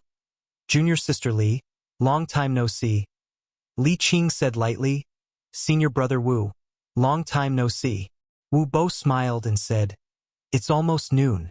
Junior sister Li, do you want to have lunch with me?" "No need." Li Qing rejected Wu Bo and said, "I still have to patrol. Senior brother Wu can eat by himself." Wu Bo sighed and said, "Junior sister Li, we are of the same origin. Why do you have to reject me every time? You know that I have the earth element body. If you and I can dual cultivate within 5 years, you will definitely be able to enter the middle realm." Li Qing's face was cold and said, "Sorry, senior brother Wu. I like to cultivate alone." After that, she ignored Wu Bo and walked straight out. Li Mu sneered in his heart. What was so great about the earth element body? Whether it was the speed of cultivation or the benefits of dual cultivation, it couldn't be compared with the pure yang body. If Li Qing was really a person who coveted the benefits of dual cultivation, Li Mu would have been ruined by her long ago. How could this fat man have a chance? Except for weight, how could he be better than him? Li Qing walked out of the county government. Li Mu was about to leave when Wu Bo suddenly said, "Stop." Li Mu stopped, looked at him and asked, "Constable Wu, what's the matter?" Wu Bo looked at Bai in his hand and said, "Where did you get your sword? I remember that this sword was used by junior sister Li before." Li Mu said, "The boss gave it to me. It seems that junior sister Li thinks highly of you." Wu Bo patted Li Mu's shoulder with a smile and said, "That's right. If junior sister Li thinks highly of you, you must have something special about you." Wu Bo left with a smile. Li Mu stood at the door of the county government, but his face was gloomy. Just now, when Wu Bo patted his shoulder, he sent a trace of evil in qi into his body. Ordinary people or even cultivators in the soul-refining realm might only feel a trace of coldness in their body. However, Li Mu had the Dharma power of Buddhism and was extremely sensitive to evil in qi. Even though Wu Bo did it secretly and hid this trace of evil in qi very deeply, it still couldn't escape Li Mu's perception. Although Wu Bo was a cultivator, his heart was extremely vicious. If Li Mu was only an ordinary constable, he would fall seriously ill in the next few days after being invaded by the strand of baleful yin qi. If he only had the cultivation to refine the three souls, the strand of baleful yin qi hidden in his body would become an obstacle to his future cultivation. It would be very easy for it to erupt when he was about to break through, causing him to fall short of success. Li Mu's body flashed with a golden light and the trace of evil yin qi was expelled from his body. After doing all this, Li Mu didn't go home, but returned to the county government office. Hanja was reading a book on duty. When he saw Li Mu walk in, he hurriedly hid the book, A Curtain of Spring Dreams, under the table and looked up to ask, "What are you doing here?" Since he had already formed a grudge with Wu Bo, Li Mu naturally had to inquire about his background in advance. Although he and Hanja didn't get along well, they were comrades who had fought zombies together and pursued heretical cultivation. Li Qing, Hanja, and Wu Bo all came from the ancestral court of Fu Lu School. Li Mu couldn't ask Li Qing, so Hanja was a very good breakthrough point. He looked at Hanja and asked, "Do you know much about Constable Wu?" "You mean Wu Bo?" Hanja glanced at him and asked, "Why are you asking about him?" Li Mu said, "I'm just curious." Hanja didn't continue to ask. He said, "We all come from the ancestral court of Fu Lu School. He and Miss Qing are brothers and sisters of the same branch. His grandfather is an elder of that branch and has the cultivation of the blessed realm." Hanja told Li Mu all the important information about Wu Bo with a few simple words. Then, he looked at Li Mu suspiciously and reminded him, "Wu Bo is an extremely petty person who will seek revenge for the smallest grievance. You'd better not provoke him." "Why would I provoke him? I can't beat him." Li Mu waved his hand and said, "What book were you reading that made you so happy just now? Let me have a look." Hanja's expression became serious. He sat up straight and said, "This book is very profound. You won't be able to understand it." Chapter 81. After leaving Hanja's place, Li Mu went to Old Wang's room. Old Wang wasn't in the room. Li Mu looked around and finally found him in the household. Old Wang was sorting out the household registration information. Li Mu walked in and asked, "Old Wang, is there any book that talks about the 5 elements body?" Li Mu didn't know enough about himself. In the Cultivation Foundation book that Li Qing gave him, although it mentioned the pure yin, pure yang, and the 5 elements body, it only mentioned a few words and didn't explain in depth. Old Wang's head was buried in the high pile of documents. He didn't raise his head and said, "Go look for it yourself." Li Mu went to Old Wang's room. His collection of books was very rich. Li Mu searched the bookshelves one by one. It took him half an hour to find a book called Records of the Supernatural in the corner. This book was a bit similar to the Records of the 10 Continents monsters. The difference was that the records of the 10 continents were all monsters and ghosts, but this book recorded all the monsters.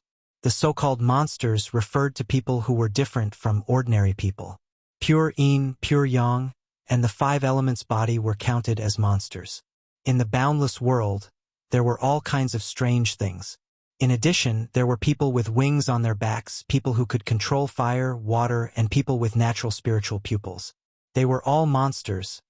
Compared to ordinary people, these people were born with some kind of special talent. If they were ordinary people, there wouldn't be any abnormalities. Once they stepped into cultivation, their true talent would be revealed. For example, people with natural spiritual pupils could only see ghosts without cultivation. If they succeeded in cultivation, their pair of spiritual pupils could control people's minds and turn them into their own puppets. It was incomparably evil. As for the 5 elements body, except for the earth element, the other 4 elements were no different from ordinary people before cultivation. The earth element body was mostly fat because of a certain reason. The degree of fat varied from person to person. Pure yang and pure yin were the best physiques for cultivation.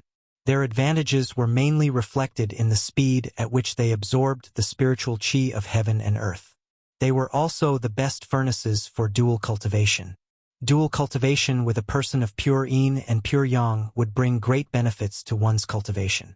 Of course, if a man with a pure yang body and a woman with a pure yin body were to cultivate together, the benefits would be unimaginable. The description in the book even made Li Mu feel a sense of guilt. It seemed that if he did not dual cultivate with Lu Hanyan, it would be an extreme waste of resources bestowed by the heavens. After all, they had the right physique, the right gender, the right age, and they happened to be neighbors. This kind of coincidence might only happen once since the beginning of time. It was better not to bring this book back in case Lu Hanyan accidentally saw it and thought that it was some kind of hint from Li Mu.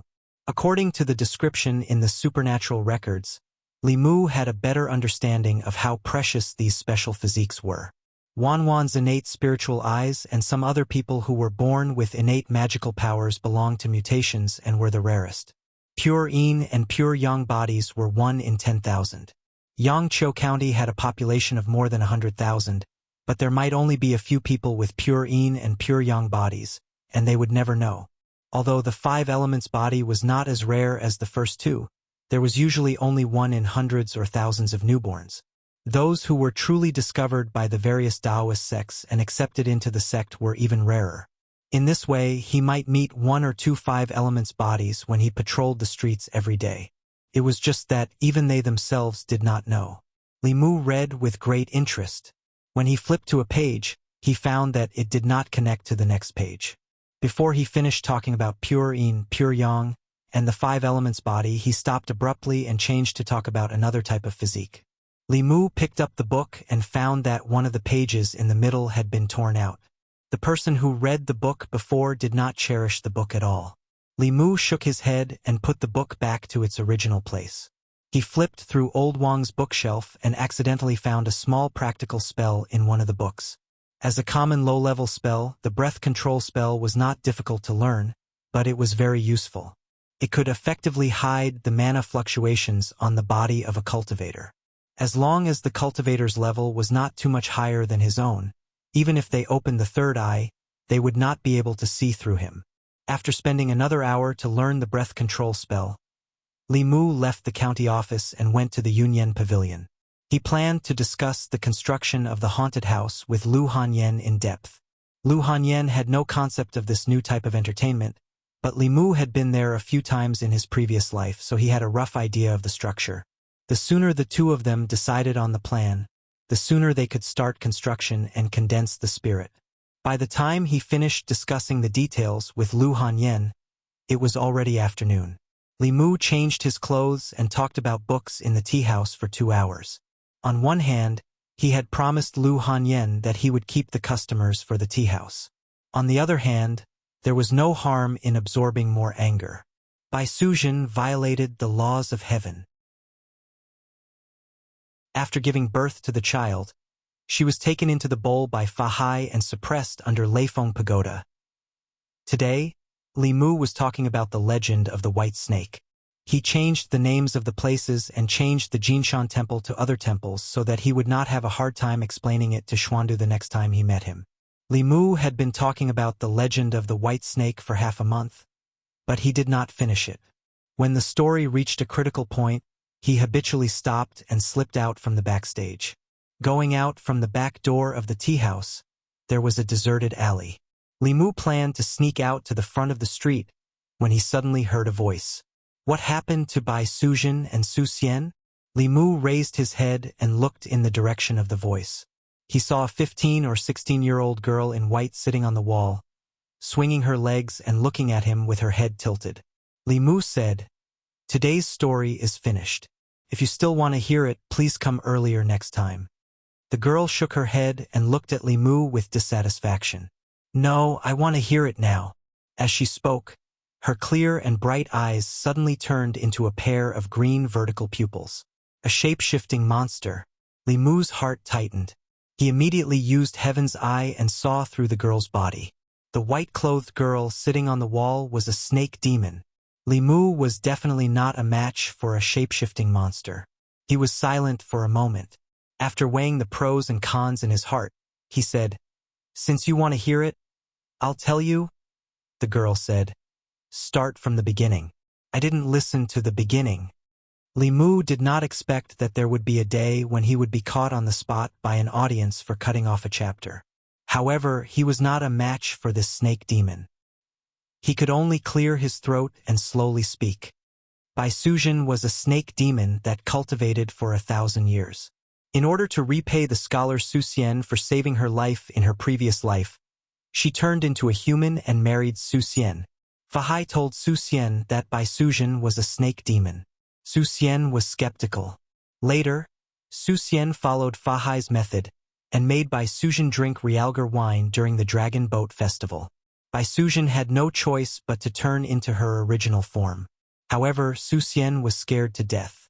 Bai Suzhen stole the immortal herb Lingji from the heavenly court and saved Su Xian. Fahai tricked Su Xian into the temple and put him under house arrest. Bai Suzhen and Shaoqing fought Fahai together. The water flooded the mountain temple, but because of this, other living beings were harmed. Bai Suzhen violated the laws of heaven. After giving birth to a child, Fahai took her into his bowl and suppressed her under Leifeng Pagoda. Su Shilin passed the exam and was conferred the title of a high official.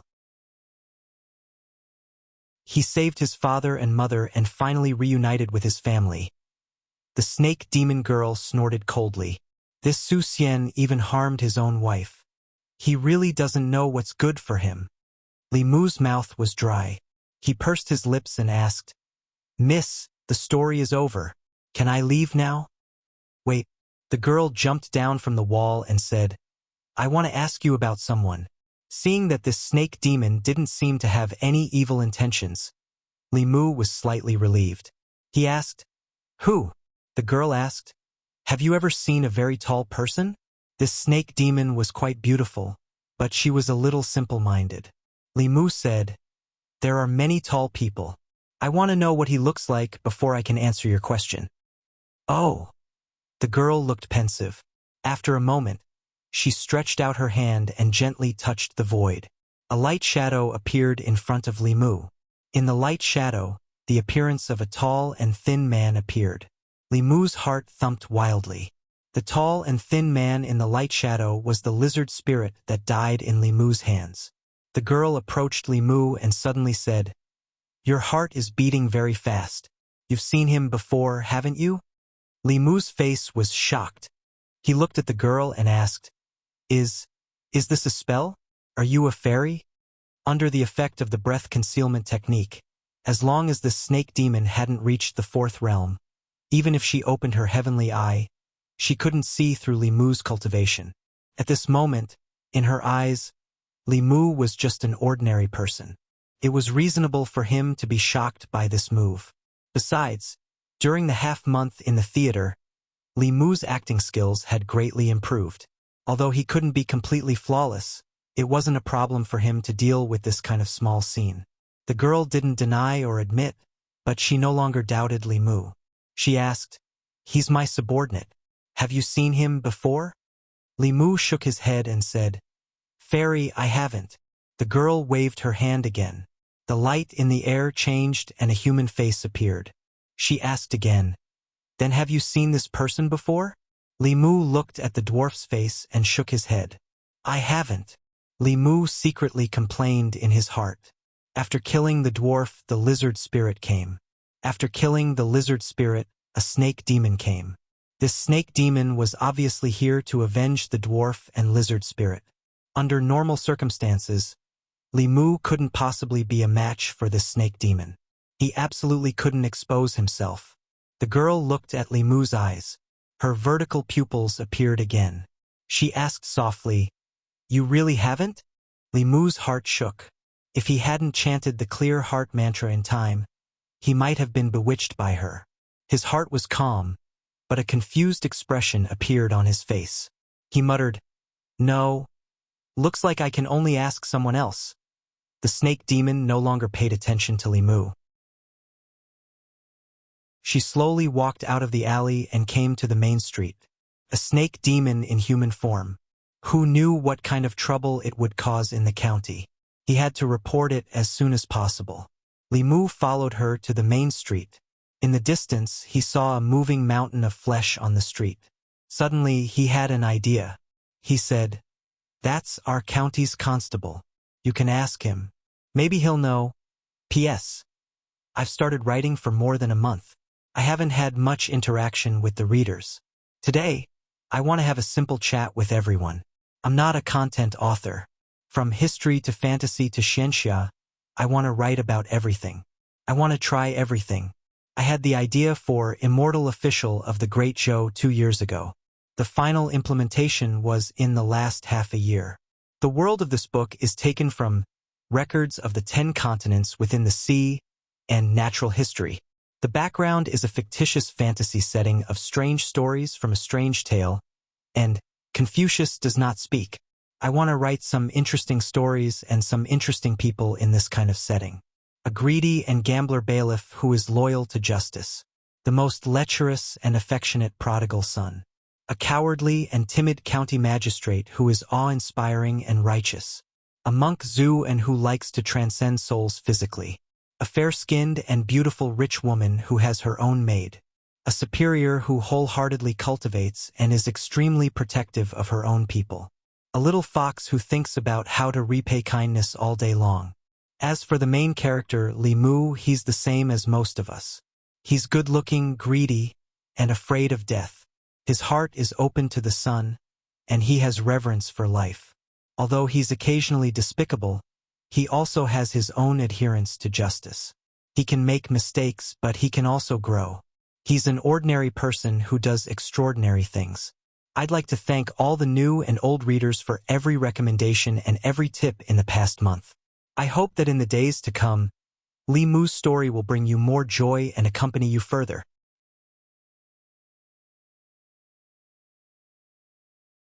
Chapter 82. After hearing Li Mu's words, the girl indeed walked towards Wu Bo. Li Mu took this opportunity to slip away quickly. From afar, he could feel 2 strong waves of mana coming from behind him. Then, a white shadow flew over Li Mu's head and headed out of the city. Demon, where do you think you're going? Wu Bo's body was fat, but his movements were not slow at all. He followed closely behind the snake demon and chased out of the city. Although Wu Bo was also at the 3rd realm, he was the grandson of an elder of the Fulu school. He definitely knew a few Dao techniques and had a few powerful Fulu cards.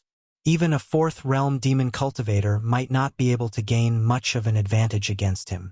Li Mu was looking forward to it. It would be best if Wu Bo could subdue that demon, so that she would not find trouble with him in the future. The dwarf who helped the Zhao family commit evil, as well as the lizard spirit, were all up to no good. That snake demon was on the same side as them, so she was definitely not a good demon. Li Mu would not show any mercy to the fairer sex. Li Mu returned to the county office. An hour later, he saw Wu Bo return with a gloomy face. His clothes were somewhat tattered, and he was limping. Half of his face was purple, obviously poisoned. As he walked, he cursed angrily, "Damned snake demon, don't let me see you again. Otherwise, I'll skin you and take your meat to make soup." A gentleman takes his revenge from morning till night. Seeing Wu Bo's miserable state, Li Mu felt much better.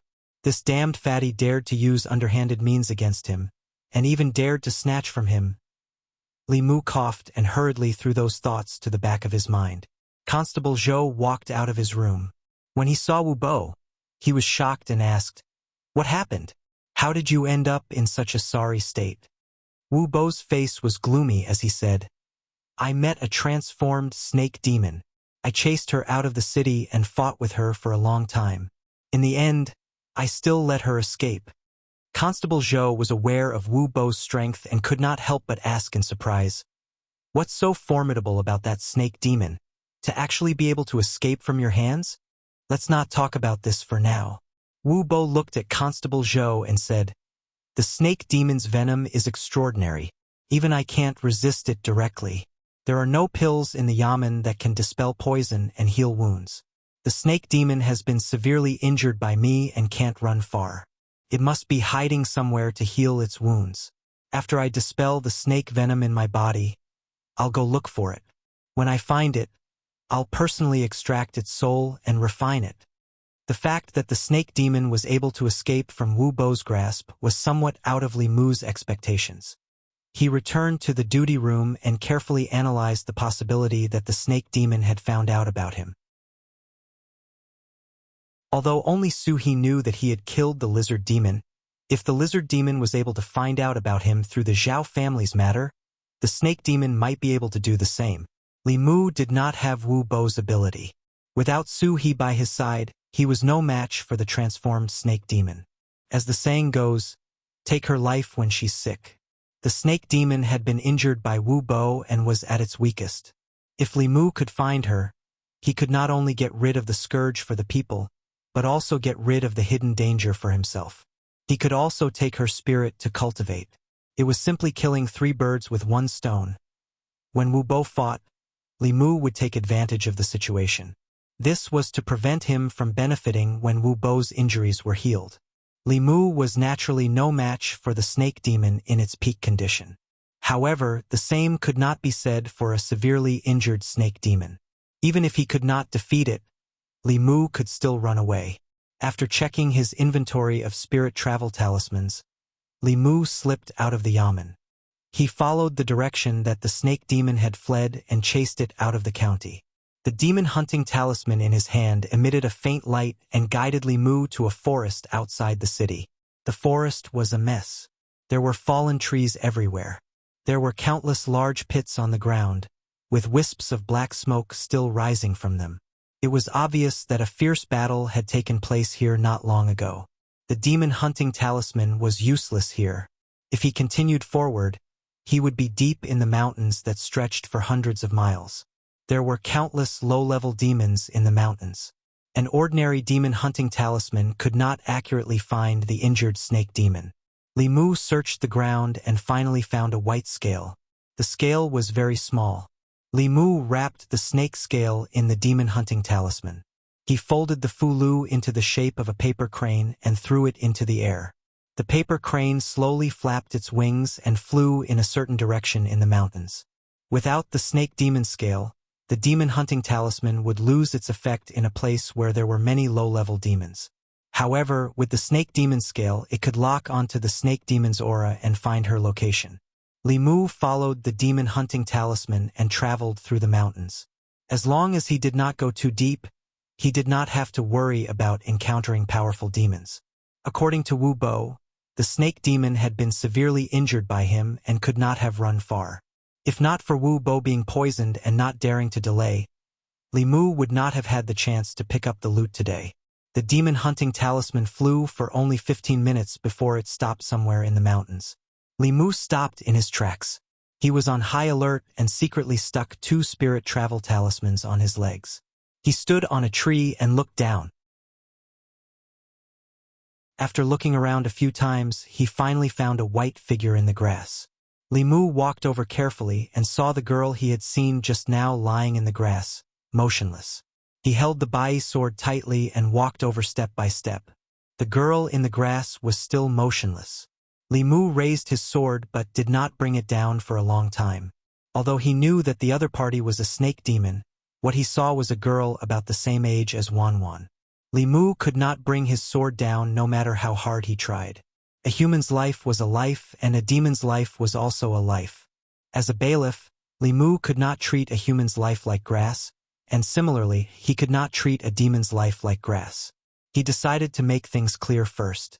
If she really was an evil demon who had done all kinds of evil, it would not be too late to get rid of her then.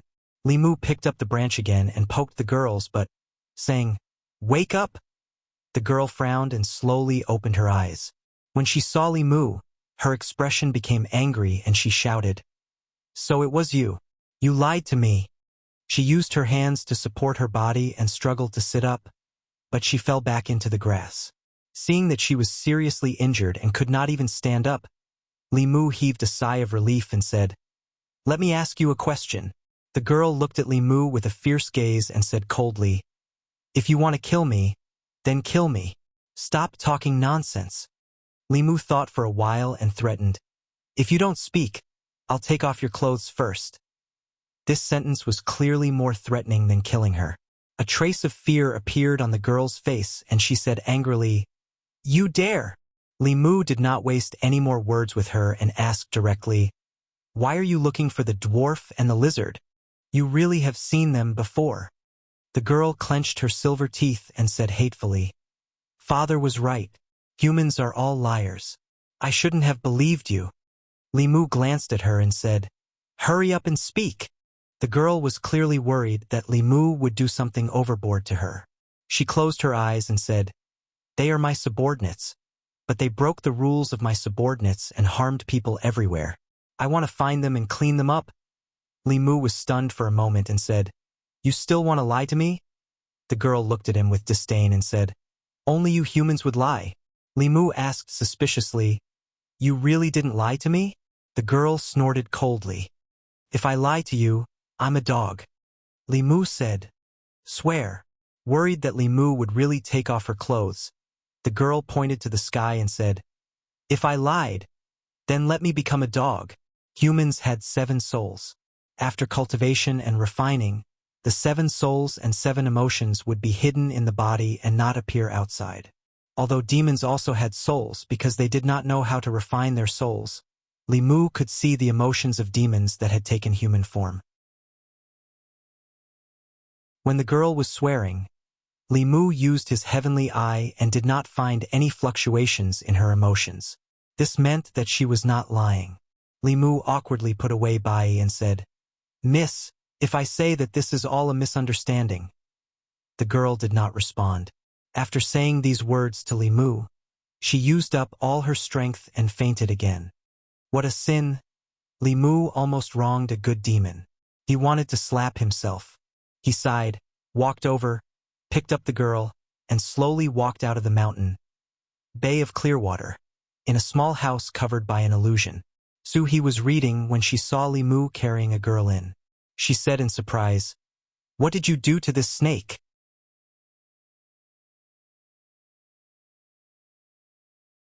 Chapter 83. Don't mention it? Li Mu placed the girl on the bed and said, "It's all because I didn't investigate properly and almost killed her."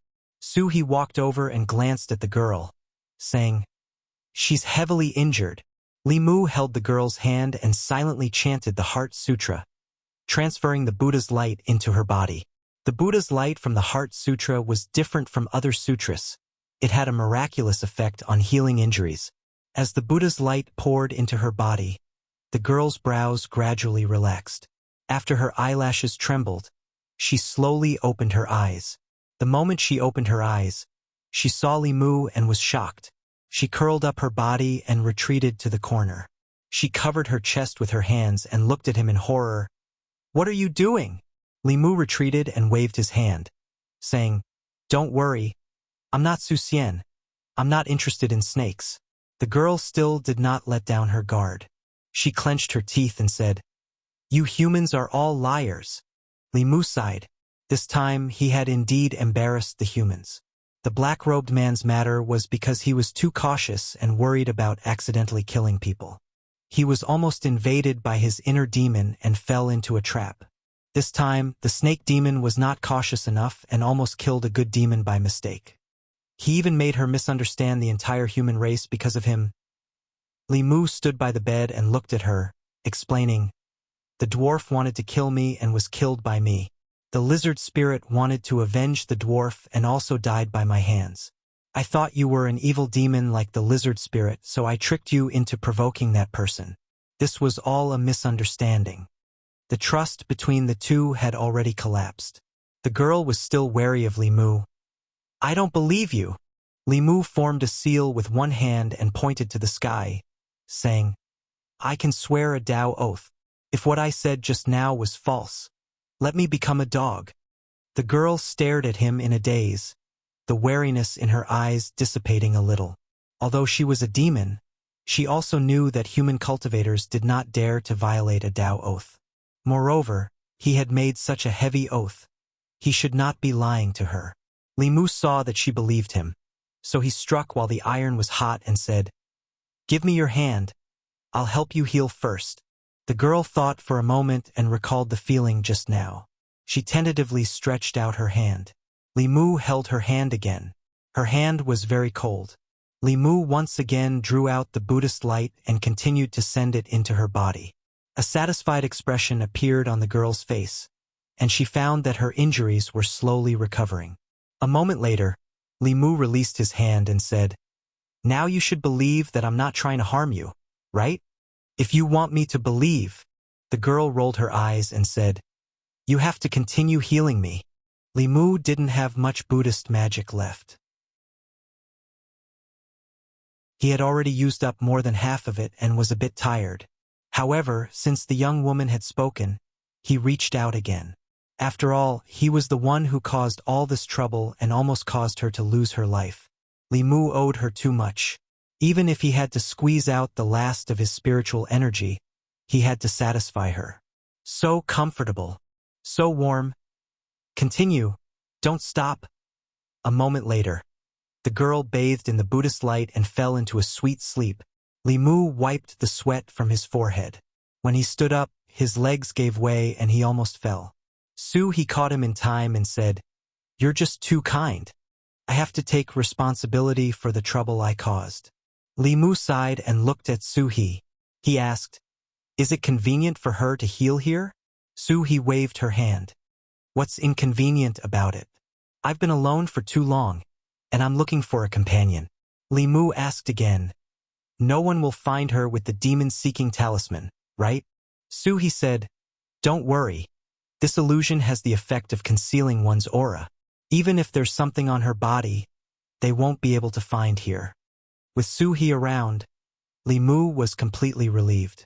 It was already late. He bid farewell to He and used the spirit-traveling talisman to return home before it was dark. The events of the past 2 days gave Li Mu a lot of warnings. If power was not restrained, it would be equivalent to a scourge. As an official of the Great Zhou dynasty, he could indirectly control the life and death of others. He had to be cautious at all times and maintain reverence for all life. Doing this was not only to protect the law, but also to protect Li Mu's heart. Ren Yuan's example was in front of him. When a cultivator no longer feared life, it was very easy for them to walk the same path as him. No matter if it was a human life or a demon life. The next morning, when Li Mu woke up, he unexpectedly discovered that the mana in his body had increased slightly. It was almost equivalent to a month of his hard work. In the morning, he routinely patrolled the streets before returning to the county office. As soon as Li Mu entered the front office, he saw Wu Bo standing in the front office's courtyard like a mountain of flesh. Below his feet was a pile of colorful snake corpses. In a corner further away, there was a dead giant python. Hanja was right. This guy was indeed vengeful. Obviously, he did not find the snake demon, so he caught some ordinary snakes to vent his anger. He picked up a snake, took out its gallbladder and threw it into his mouth. He cursed, damn it, that snake demon was heavily injured by me. Couldn't have escaped. Did someone take advantage of me? Li Mu silently returned to the duty room. There was no one there. He strolled around and came to Lao Wang's place. Lao Wang's erudition told Li Mu that there was no harm in reading more. There was a large collection of books in his duty room. Although most of them were useless, Li Mu could occasionally find something good. Cultivation methods were as vast as the sea. No one knew everything. Cultivation methods existed between heaven and earth. Today's cultivators were just following the path of their predecessors. The more they knew their own ignorance. Li Mu read at Lao Wang's place until he went to the county office. He cooked a table of food and left a portion for Wan to eat. He put the rest in a food box and left the city for the Gulf of Clearwater. With the spirit travel talisman, it was much more convenient for him to travel between the county and the Gulf of Clearwater. The snake demon girl had already let down her guard against Li Mu. Yesterday, Li Mu overdrew his mana to heal her. Today, she was able to get out of bed. She used her hands to grab the food in the food box and raised her head to stuff it into her mouth. Li Mu looked at her and asked, how is the taste? If it's not to your taste, do you want me to catch some toads, frogs, mice, and the like? Bah! The snake demon girl glared at him fiercely and said, you're the one who eats those disgusting things. Li Mu took out the dish she grabbed with her hands and put the other dishes on the table. The girl finished her own dish in a short time. She climbed to the side of the low table and reached out to grab the other dishes. Li Mu patted the back of her hand and handed her a pair of chopsticks. She used one hand to grab the chopsticks, but didn't know how to use them. She copied Li Mu and Su He, but still didn't take a bite. She angrily threw the chopsticks to the side and said angrily, "Humans are so troublesome." Li Mu put a portion of the food into her bowl and let her use her hands to grab it. Then he said, "Hurry up and eat. After you finish eating, I'll treat your injuries. After you're healed, you can leave here." Her injuries were caused by Li Mu. Li Mu had the obligation and responsibility to treat her injuries. After her injuries were healed, Li Mu would go his way and she would cross her single-plank bridge. One human and one demon would no longer be involved. The girl snorted and said, "I'm not leaving here. It wasn't easy for me to escape from home." Li Mu was stunned and asked, "Didn't you say you came out to clean up the door?" The girl glanced at him and snorted, "Can't I clean up the door while I'm at it?" Li Mu shrugged and said, "When the time comes, you can go wherever you want to go. It has nothing to do with me." The girl put down the bowl and licked her fingers. She looked at Li Mu and said, "I'm not full yet. I want more." Li Mu silently went to the river and caught 2 fish. He roasted them on the shore. Su He stood behind him and said with a sour tone, "I don't see you running to Clearwater Bay so diligently. You men really forget the old when there's a new person. Isn't this what I owe her?" Li Mu said helplessly, "What new person or old person? She's just an outsider, outside demon. After her injuries are healed, we'll immediately drive her away."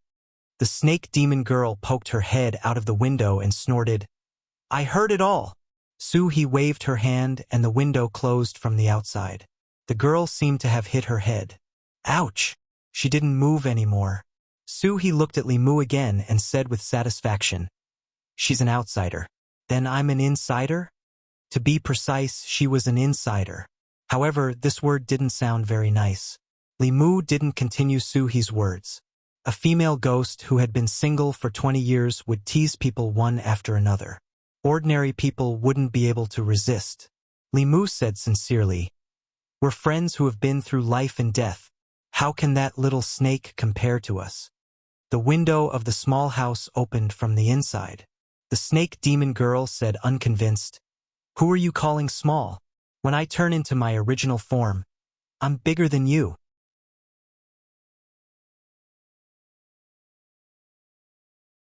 Chapter 84. After exhausting his magic power to heal the snake demon once again, Li Mu dragged his exhausted body back home. Even though her injuries weren't light, the body of a demon had astonishing recovery ability. Coupled with Li Mu's careful healing, she would be able to recover to her original state in half a month or even a month. This way, the guilt in Li Mu's heart would lessen by a lot. In the following period of time, Li Mu and Lu Hanyan set up the haunted house while taking time to heal the snake demon at the Bay of Jade. They didn't have time to care about the county yamen. Luckily, with Li Qing's protection, Constable Zhou wouldn't say anything. Under Li Mu and Lu Hanyan's busy day and night, the preparations for the haunted house were completed after half a month. The signboard of 4C's bookstore had been taken down and replaced with the 2 large words "You Do." The 2 words "You Do" were specially hired by Lu Hanyan. The handwriting was demonic, making people's hair stand on end when they saw it. It also made many people stop in their tracks. Most of the people were familiar with the 2 words "You Do." After all, in the stories of gods and monsters that they had heard since they were young, Yudu Ghost Region was a place that appeared very frequently. It was rumored that in the northwest direction of Ancestral State, 3,600 miles away, where the sun set, there was a dark and gloomy place called Yudu. Yudu was 200,000 miles wide and was shrouded in ghost fog all year round. It was a country of ghosts. Regarding the description of Yudu, whether it was the ghost stories passed down from generation to generation or the ghost novels circulating in the streets, they all mentioned it. Inside, the open door of the shop was pitch black, as if it really led to the land of evil ghosts. Coupled with the 2 strange words Yudu, many people would feel apprehensive when they saw it. It was human nature to watch a commotion. A strange shop that opened on the street naturally attracted a lot of attention. Many people gathered at the entrance of the shop, looking inside while discussing softly. What shop is this? Why haven't I seen it before? Why would such a good shop have such a strange name? I remember that this used to be a bookstore. Later, the bookstore owner's son died, so he sold the bookstore. Does anyone know what this shop is for? While the crowd was discussing, a few workers brought out a table from inside and placed a silver ingot on the table. They said to the crowd, "Whoever dares to walk around the store, this silver ingot is yours." As soon as he said that, the crowd was in an uproar again. Really? Really? I'm afraid there's at least 10 taels of silver here. 10 taels of silver just to walk around the shop? What is this shopkeeper trying to sell? 10 taels of silver was not a small amount of money. It was more than enough to cover the expenses of an ordinary citizen for a year. Many people immediately became envious. However, although they were tempted, everyone knew that this money was not so easy to take. No one would give away such a large sum of money for no reason. There must be something fishy going on. The shiny silver ingot attracted many people, causing more and more people to gather around. But still, no one dared to enter. "I'll do it." At a certain moment, a burly man walked out from the crowd and asked the worker at the door, "If I walk around the store, these 10 taels of silver will be mine?" The worker nodded and said, "This is what our shopkeeper said." The burly man turned around and said to the crowd, "This is what he said himself. As long as I walk out of the store, these 10 taels of silver will be mine. Everyone, please be my witness. Go in, go in. Let's see what's inside." Amidst the crowd's cheers, the burly man strode into the store. It was pitch black inside the store. The crowd could not see anything from the outside. They could only hear the burly man's screams from time to time, which made their hearts tighten. Although they knew that these 10 taels of silver were not easy to earn, they were curious about what was inside that could make the burly man scream. However, no one dared to go in and take a look. After a while, the burly man walked out shakily. His face was extremely pale and he had to hold onto the table to stand firm. He looked at the worker weakly and asked, "Can I take these 10 taels of silver?" The worker shrugged his shoulders and said, "It's yours." The burly man took the silver and was immediately surrounded by the excited crowd. "What's inside? Tell us. What did you scream just now? What's inside?" The burly man was surrounded by the crowd. He straightened his back and said, "Nothing much. Just a few workers pretending to be ghosts to scare people. It's only to scare those who are timid." Someone asked in disbelief, "Is there really nothing to scare people?" The burly man shook his head and said, "No. If there's nothing, then why are your legs shaking?" The burly man took the silver and squeezed out of the crowd. When he walked to the pavilion of smoke, he looked around. Seeing that no one was paying attention, he immediately dashed in. At the entrance of Yudu, the crowd stayed in the same spot and sized up the store. Finally, a courageous person walked forward and asked the worker, "If I go in and walk around, will there be another 10 taels of silver?" The worker shook his head and said, "There's no 10 taels. If the first person to go in and walk out by himself, the reward will be 1 copper coin." "TSK, only 1 copper coin. Who are you looking down on? Let's go, let's go." Hearing that there wasn't a reward of 10 taels of silver, most of the people dispersed. The burly man had screamed so miserably that they were also afraid. 10 taels of silver was worth the risk, but 1 copper coin was too much. Most of the commoners had dispersed, but there was still a small portion that stayed behind. It wasn't that they were greedy for the copper coin. It was purely out of curiosity.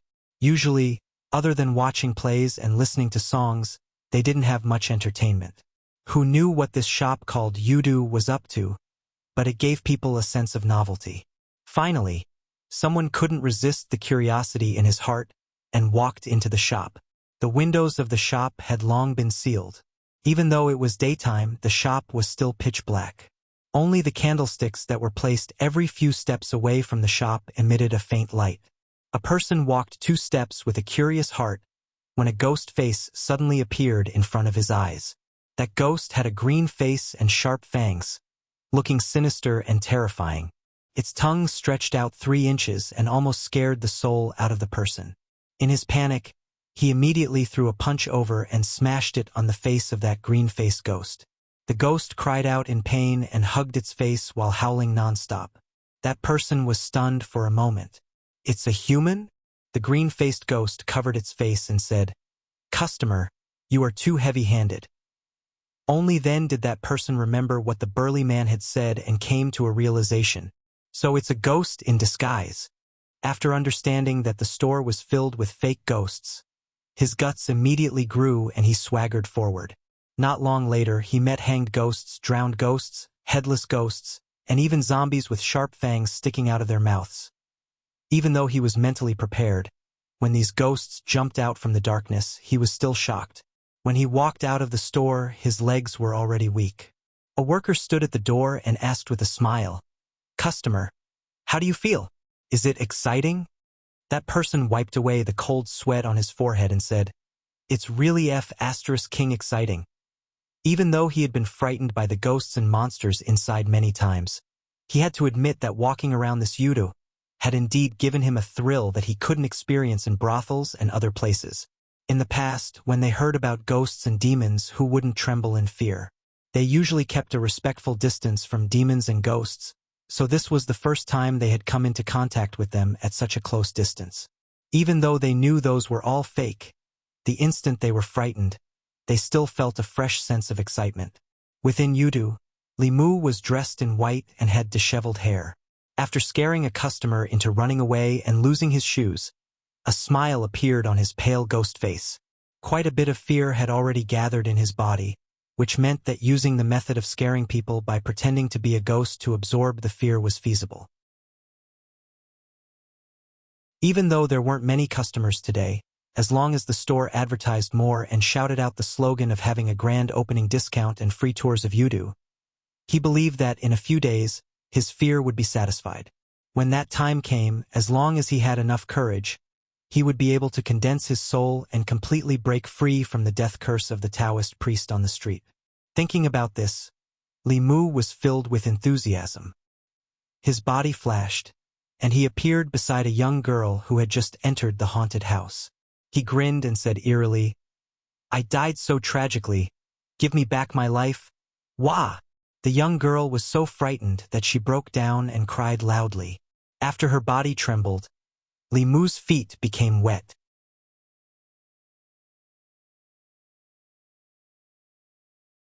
Chapter 85. The business of Yudu was much better than what Lu Hanyen had expected.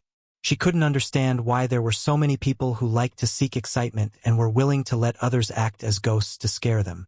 She and Wanwan had only gone in once and never went near that place again.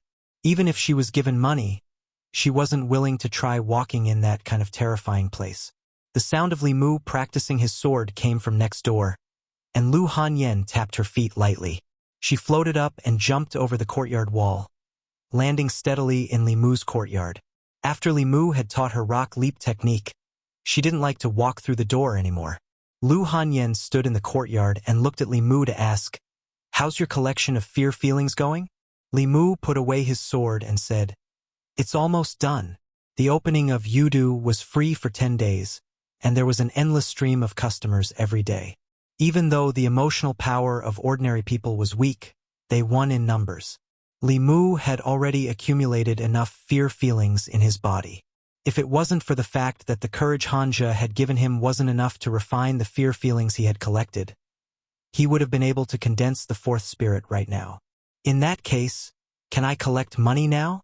Lu Hanyen raised her eyebrows and said, "These few days, the business of the shop looks good, but it's actually been losing money."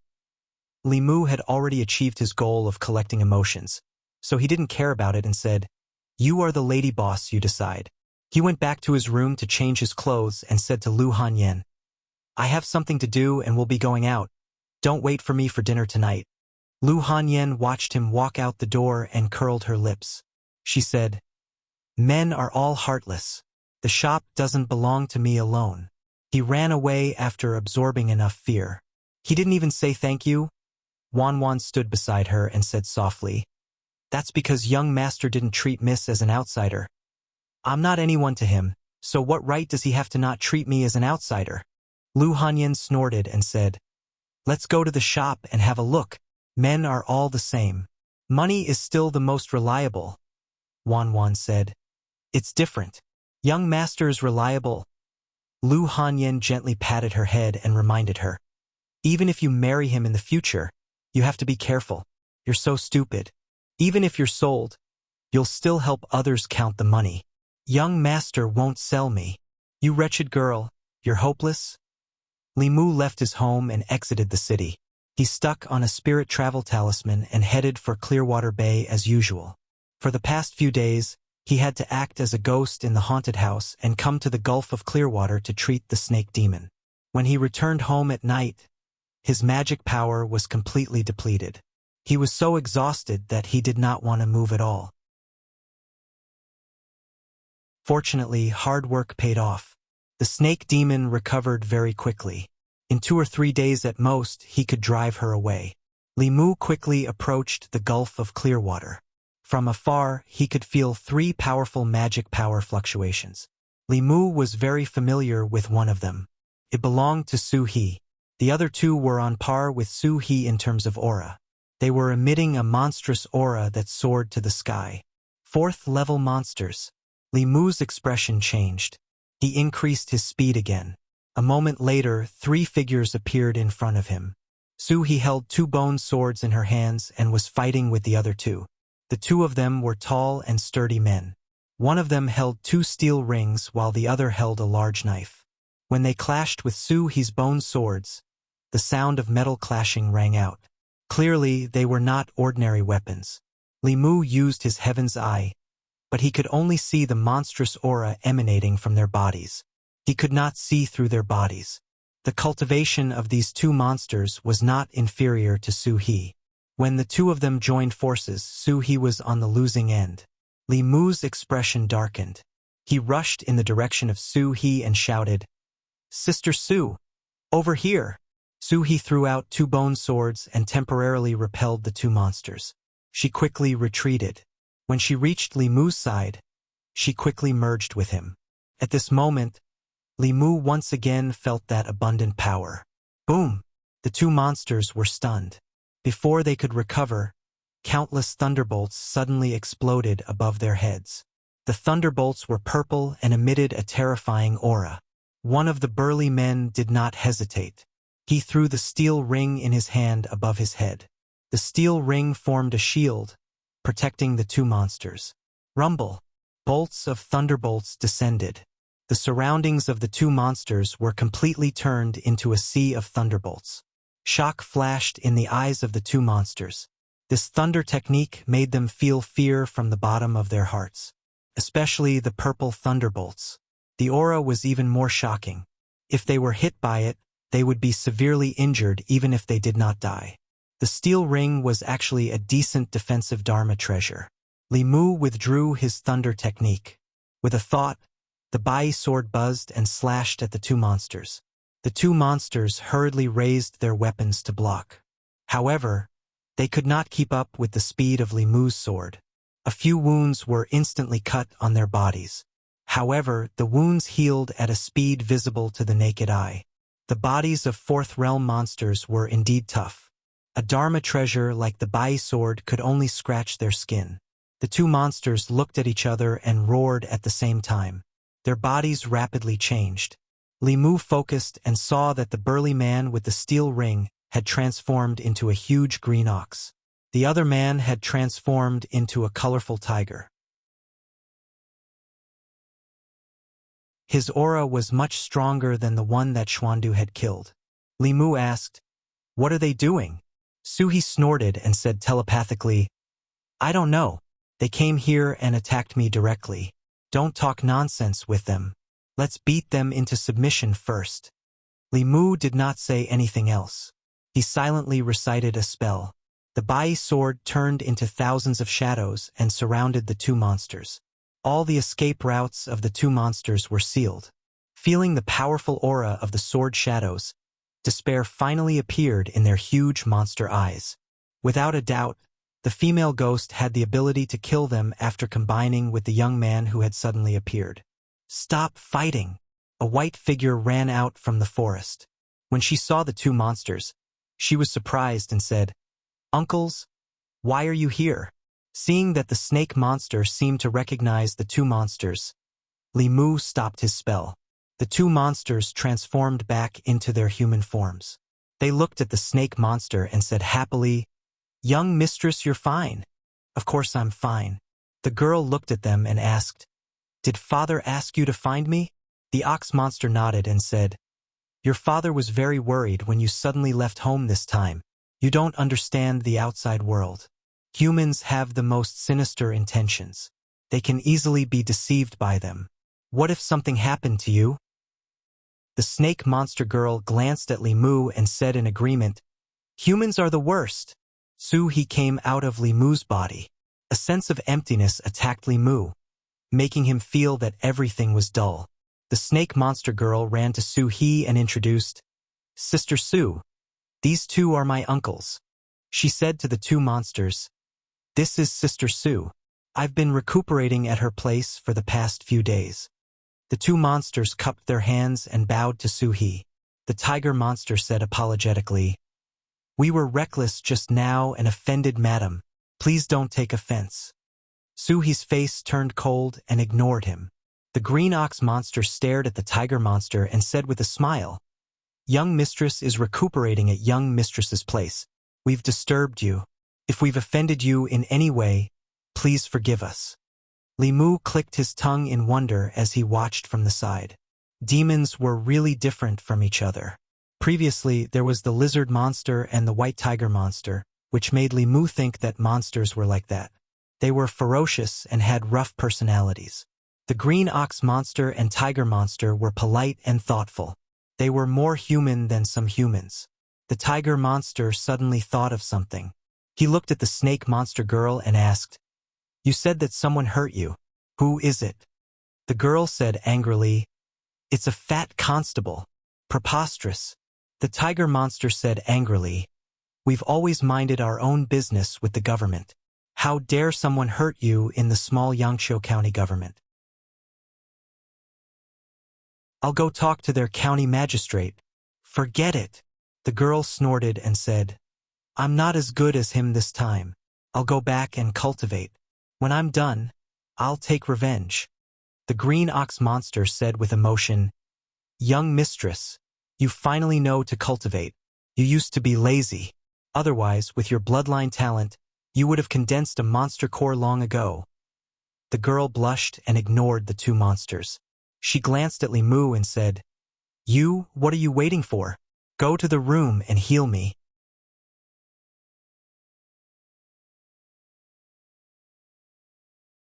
Chapter 86.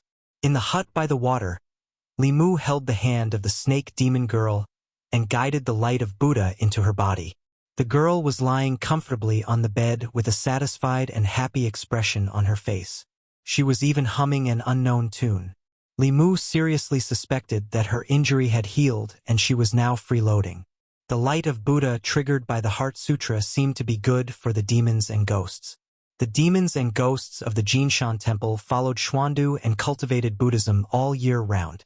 The demon and ghost aura in their bodies were completely purified. Some of the supernatural powers and spells that could restrain the demons and ghosts were useless against them. Li Mu looked at the snake demon girl and asked, "Are you comfortable?" The girl nodded. "Yes. Your injury has healed, right?" "It has long been healed." Li Mu withdrew his hand and felt the numbness in her body. The warm feeling suddenly disappeared. The girl opened her eyes and frowned. "Why did you stop?" Li Mu wiped the sweat on his forehead and said, "I did this to help you heal. Since you have recovered, I don't have to do this anymore." She had been used to this comfortable feeling. When she thought that she would never be able to experience it again, she felt irritable. She rolled her eyes and suddenly had an idea.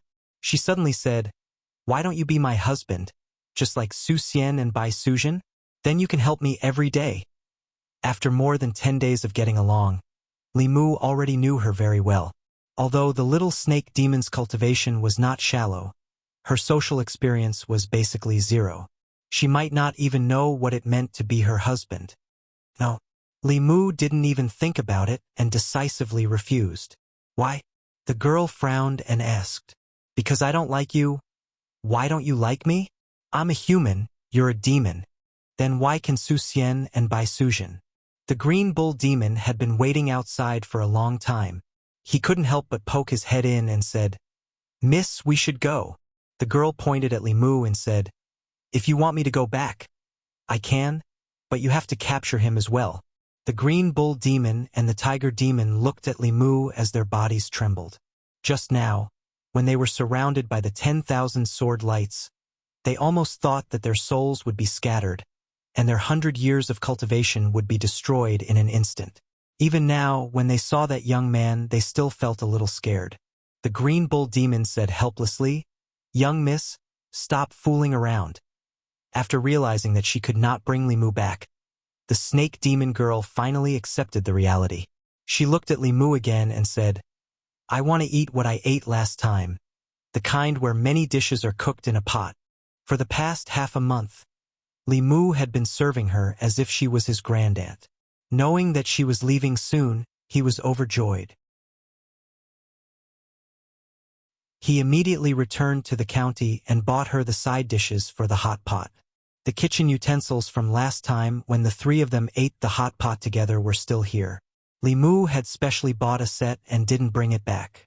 After eating the hot pot once, the snake demon girl could already use chopsticks with great proficiency. Under Su He's control, the copper pot slowly floated in the air. A flame calmly burned at the bottom of the pot. The girl used the chopsticks to flip around in the pot. She said unhappily, Hey, why isn't there any beef today? The green bull demon standing at the door coughed softly. Although Li Mu had invited them, the two demons did not sit at the table. They only stood at the door and waited. The three of them sat on the mat, surrounding a short table. Li Mu and Su He sat cross-legged. The snake demon girl lay on her side opposite Li Mu. Below her waist, she was restlessly twisting around. Li Mu was annoyed. He said, Can you stop twisting? The snake demon girl glared at him. I like twisting. It's none of your business. Li Mu couldn't be bothered to quarrel with her. Anyway, this was already a farewell meal. After the meal, he and the snake demon would return to their respective homes and mothers. They might never see each other again in their lives. After the meal, no matter how unwilling the snake demon girl was, she still had to leave with the two demons. Before leaving, she held Su He's hand and said, Sister Su, when my cultivation is successful, I'll come back to see you. The tiger demon smiled at Li Mu and said, Little brother, come to my Tiger Head Mountain in the future. I'll set up a banquet to entertain you. The green bull demon also smiled at Li Mu. If you come to Green Bull Mountain in the future, you can come and find me. Tiger Head Mountain and Green Bull Mountain. Li Mu had never heard of them before. They might not be in the North County. The snake demon girl glared fiercely at Li Mu and said, Liar. My name is Bai Xin. Remember it for me. I'll come back to find you. Li Mu waved at her and said, Goodbye. Although she said goodbye, Li Mu couldn't wait for her to never come back. Li Mu was already unable to withstand her when she was at the transformation stage. When she successfully condensed a demon core and advanced to the middle realm, wouldn't she be able to reach the heavens? The two demons took the little snake demon away and finally disappeared from Li Mu's sight. Su He sighed and said, It's actually quite good when she's here. At least there's someone to talk to. Li Mu glanced at her. Am I not a human? Su He's mouth twitched and asked, After she leaves, will you still come every day? She was blaming Li Mu. When the snake demon was here, she came every day. A female ghost with 20 years of cultivation was actually jealous of a snake. Li Mu explained, I come here every day because her injury was caused by me. Besides, you don't want to come with me. Su He shook her head and said, It's not that I don't want to, it's that I can't leave. Li Mu asked in surprise, Why? Su He didn't answer. She just silently walked away. Li Mu followed behind her in confusion. She walked to a place far away from the bay of clear water. Her footsteps stopped and she slowly stretched out her hand. Her finger passed through a certain space and slowly disappeared. Li Mu was shocked and asked, "What's going on?" Su He retracted her hand and her finger condensed again. She turned and walked towards the small house and explained, "I can't go too far from here, otherwise my soul will dissipate." Li Mu looked at her and asked, "Why is it like this?" With Su He's fourth realm cultivation, she could go anywhere in the world. There must be a deeper reason why she can't leave the bay of clear water. Su He walked to the edge of the water and said, "You'll know once you go underwater. Taoism has a divine ability called entering water. It allows one to dive into the abyss and not drown. It allows one to freely travel through rivers and lakes. However, this divine ability can only be mastered by cultivators in the transcendent realm. Although the Fulu school has a Fulu that can avoid water, he doesn't have one. However, with Li Mu's current cultivation, holding his breath for half an hour is very simple. He took off his outer robe and jumped into the water. The gulf of clear water was a deep pool formed by the bend of a certain river. The pool water was dark green and the deepest part of the pool was more than 100 feet deep. Li Mu dived into the pool water and discovered that the water here was bone-piercing cold. He had to circulate his mana to resist the cold. The pool water is clear but visibility is not high. Li Mu dived towards the center of the pool and discovered that there is a strange building at the bottom of the pool. It seems to be a high platform about a few feet in radius. Most of it is buried in the mud and sand at the bottom of the pool. Only a small part of it is exposed. On the high platform, there are crisscrossing gullies that look like some kind of runes. Rays of light flowed through the gullies. Li Mu quickly realized that it is actually the spiritual energy of heaven and earth that has condensed into a substance. Could it be that this high platform hidden at the bottom of the pool has the ability to condense the spiritual energy of heaven and earth? Although it is called a stone platform, it is actually more like a sacrificial altar. It is just that I don't know who set it up and what it is used for. Li Mu sized up the sacrificial altar. Very quickly, his gaze was attracted by a white figure on the altar. It seems to be a woman lying quietly on the altar. Li Mu was too far away to see clearly. He swam closer and could barely make out the woman's appearance. Cough! The moment he saw the woman's face, Li Mu's expression changed greatly. He choked on his saliva and almost drowned. The woman's face on the altar is exactly the same as Su He's. Following Li Mu's gaze in the next moment, the eyes of the woman who seemed to be in a deep sleep suddenly opened.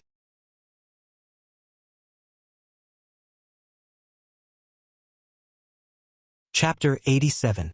On the underwater altar, the woman with the same face as Su He suddenly opened her eyes. She looked at Li Mu and gently sniffed. Li Mu's mind was in chaos. He felt that his blood, his soul, and the three spirits that he had just condensed were about to be sucked out of his body. In the next moment, a suction force came from above. His body quickly rose up. The moment he rushed out of the water, Li Mu saw the woman on the altar slowly close her eyes again. Li Mu landed on the ground in a sorry state. He looked at Su He and said in disbelief, "It's me." Su He glanced at the water and said indifferently, "To be exact, it's my physical body. The one standing in front of you now is my soul." Li Mu thought that Su He was only left with her soul.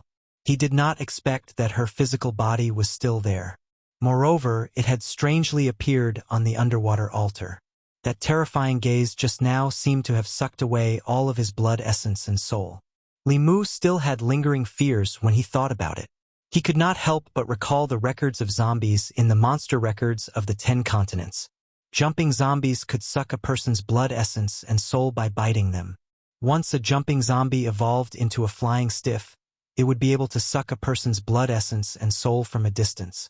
The Su He under the water was definitely a mature flying zombie.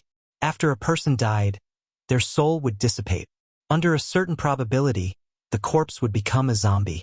Low-level zombies did not have intelligence.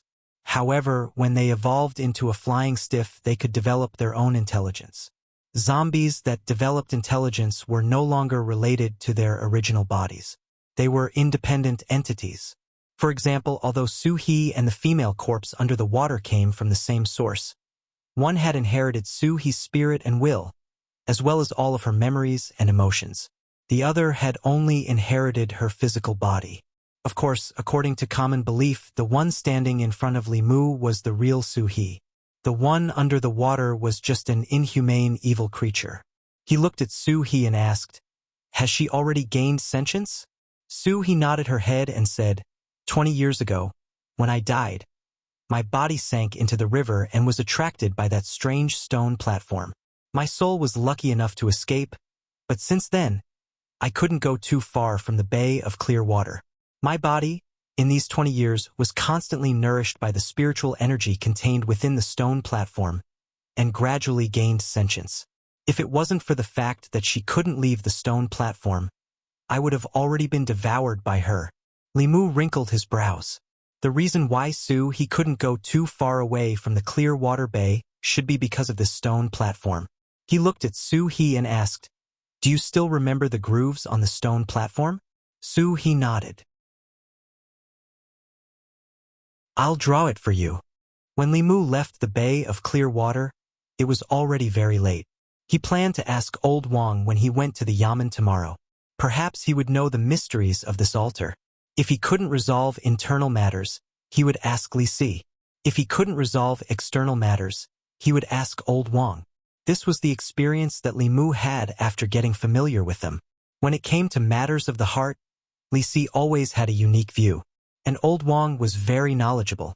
Whether it was the postpartum care of a sow, or the problems that one needed to pay attention to in the process of cultivation, he could talk tirelessly about them.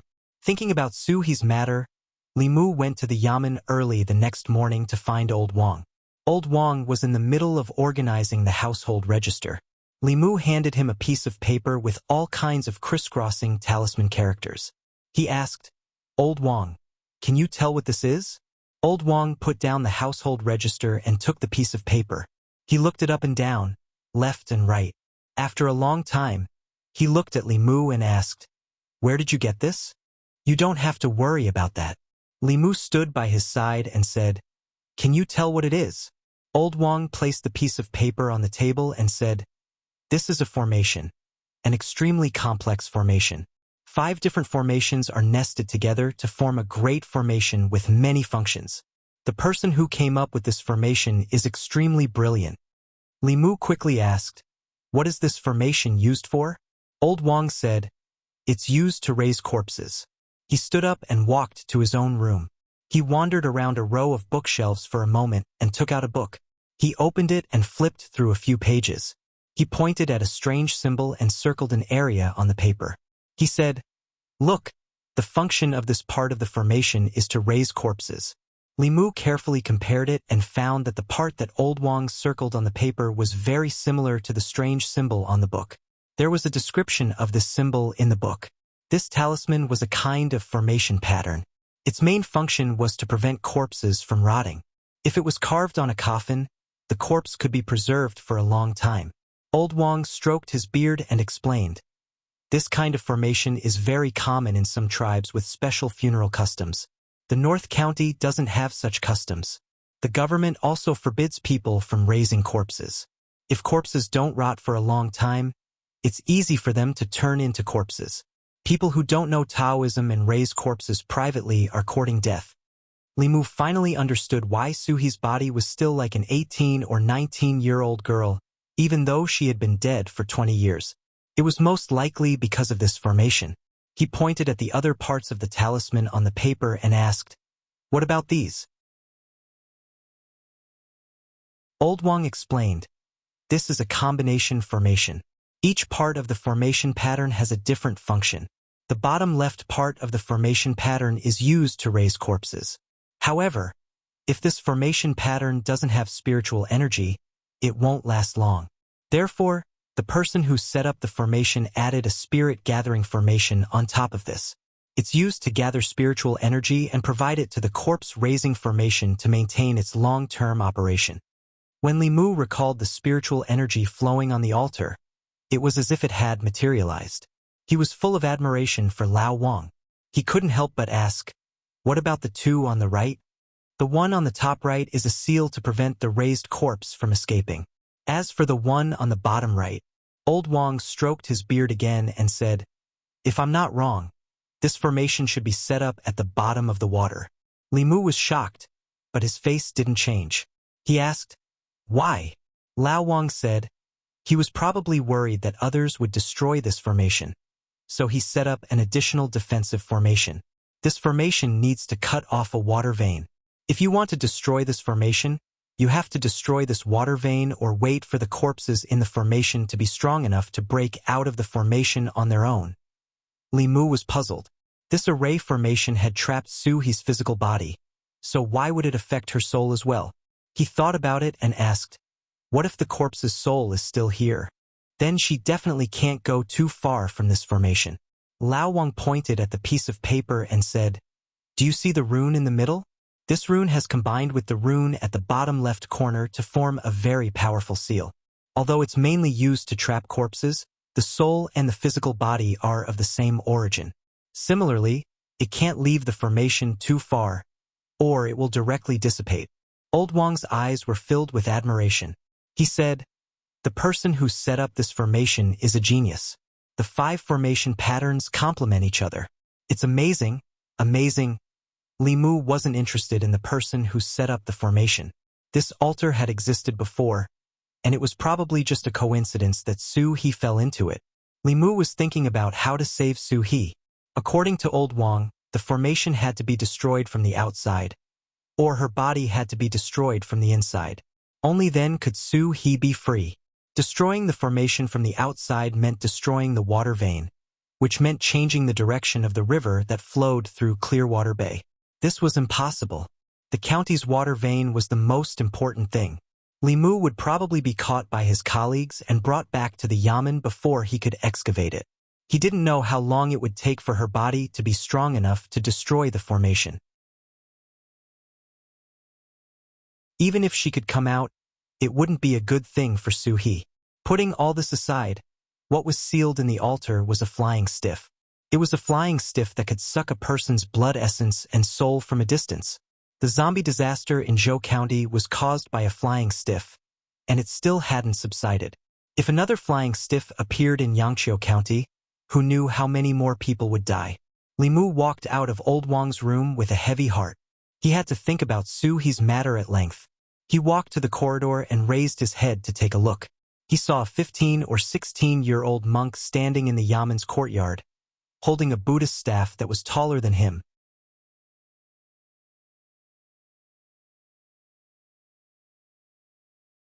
Chapter 88. Li Mu thought for a moment and remembered the little monk's identity. Before Li Mu's cultivation, there were 4 other cultivators in the Yangqiu County government, apart from Zhang County magistrates and Constable Zhou. Among the 4, Li Qing, Han Zhe, and Wu Bo were Taoist disciples from the ancestral court of Fulu School. The last one was from the heart sect of the 4 Buddhist sects. Both Buddhism and Taoism cooperated with the imperial court.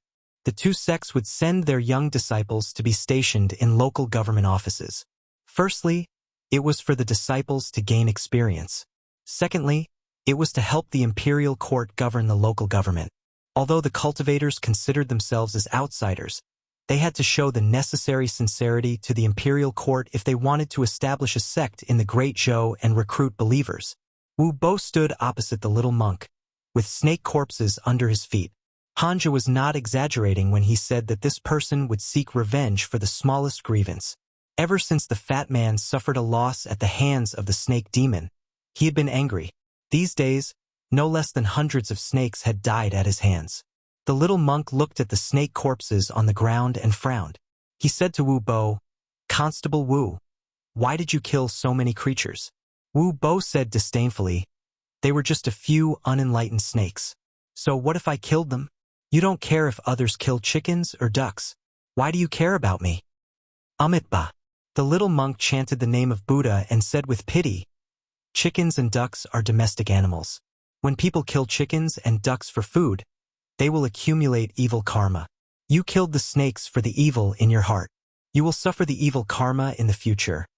Wu Bo sneered and said, How do you know that I didn't kill the snakes for food? Snake meat tastes good. I will eat snake soup today. Do you want to have a bowl? The little monk was so angry that his face turned green. He chanted the name of Buddha a few times before he calmed down. He said slowly, Constable Wu, the sea of bitterness is boundless. Repent and be saved. I hope you won't continue to be wrong.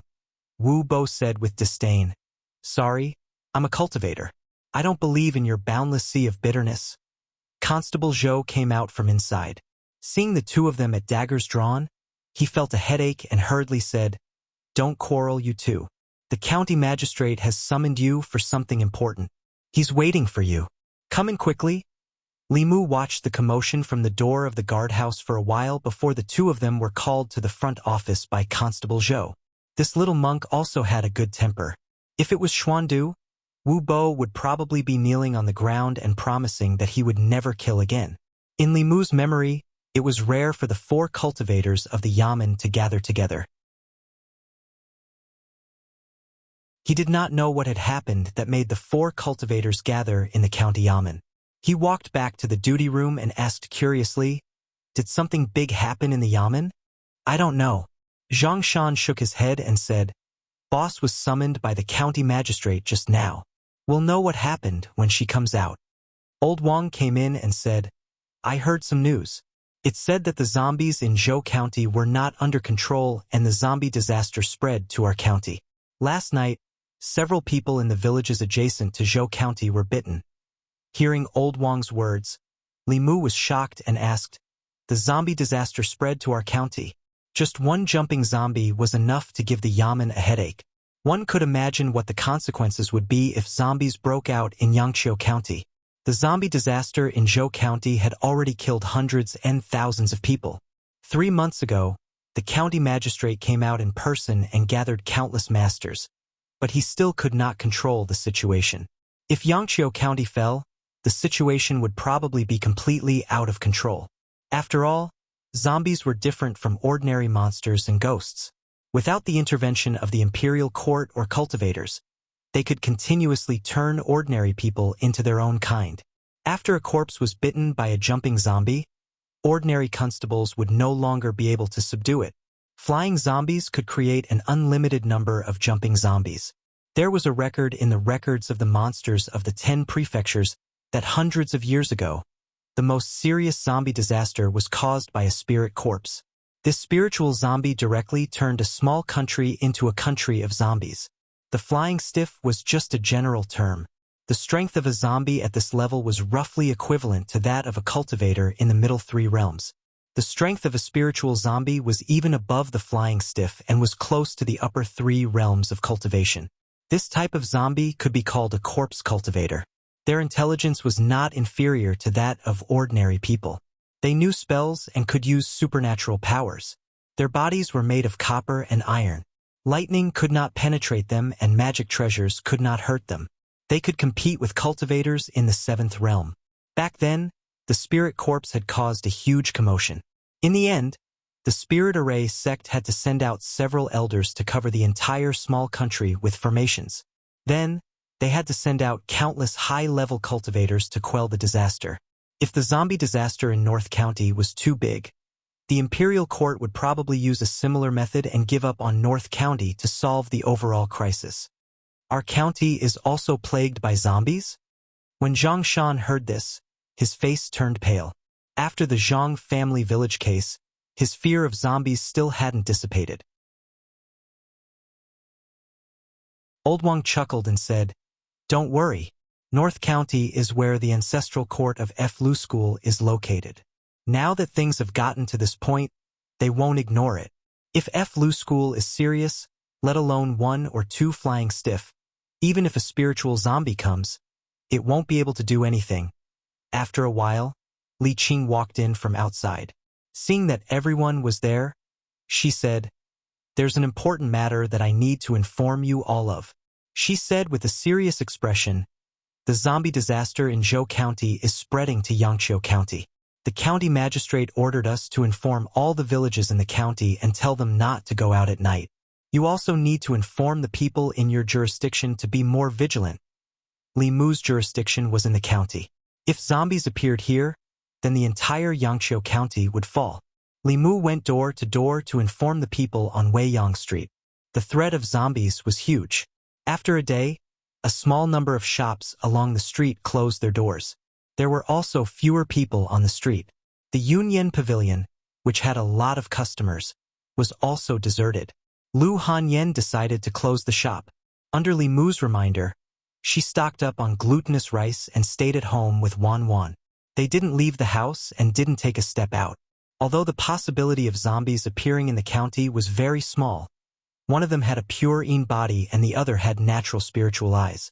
They were the kind of people that zombies would be picky about. It was better to be prepared just in case. While eating, Lu Hanyan looked at Li Mu and asked, "When will those zombies be eliminated? The shop is losing money every day. It can't go on like this." Li Mu shook his head and said, "I don't know. Don't open the shop for now. I'll let you know when it's ready." Lu Hanyan glanced at him and said, "You're not the shopkeeper. Of course you're not in a hurry. If there are no customers for a month, who knows how many shops will close down? If the Yunyan Pavilion closes down, will you feed Wan Wan and me?" Li Mu shook his head and said, "My monthly salary is only 500 coins. I can't afford it." Wan Wan immediately looked at Li Mu and said, "I'm very easy to feed. I can only eat one bowl of rice every time. Miss is even easier to feed. She only eats a little bit every day." Lu Hanyan looked at Wan Wan helplessly and said to Li Mu, "Fortunately, the haunted house was built long ago. Otherwise, I'm afraid it would delay your business." Li Mu smiled and said, "Don't worry. Those zombies won't be able to jump around for long." The ancestral court of the F. Lu School was in the North County. They didn't do anything before because they believed that the North County government could solve this matter. Now that the situation had spread, the government was having a hard time dealing with it. The F. Lu School would not stand by and do nothing. In the past 2 days, many students of the F. Lu School had gone down the mountain to participate in quelling the zombie disaster. This time, Li Mu had to take some risks. Fear was a rebellious emotion. It was difficult to refine and required a lot of courage. Li Mu originally planned to go to Zhou County to obtain the courage he needed from the zombies. After this disaster was quelled, he could directly condense his soul. Obtaining courage from zombies was different from extracting courage from monsters. Li Mu planned to go to Old Wang's place first to find a way to obtain courage from zombies.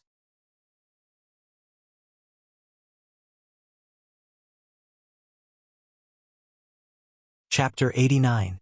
Old Wang was in the duty room. He took out a book from the bookshelf and threw it to Li Mu, asking, "How many spirits have you refined?" Li Mu memorized the formula for extracting zombie spirit and said, "I've reached the 4th spirit." Old Wang shook his head and said, "With the cultivation of the 4th spirit, you can deal with white and black zombies, but it's too difficult to deal with jumping zombies. You should be careful.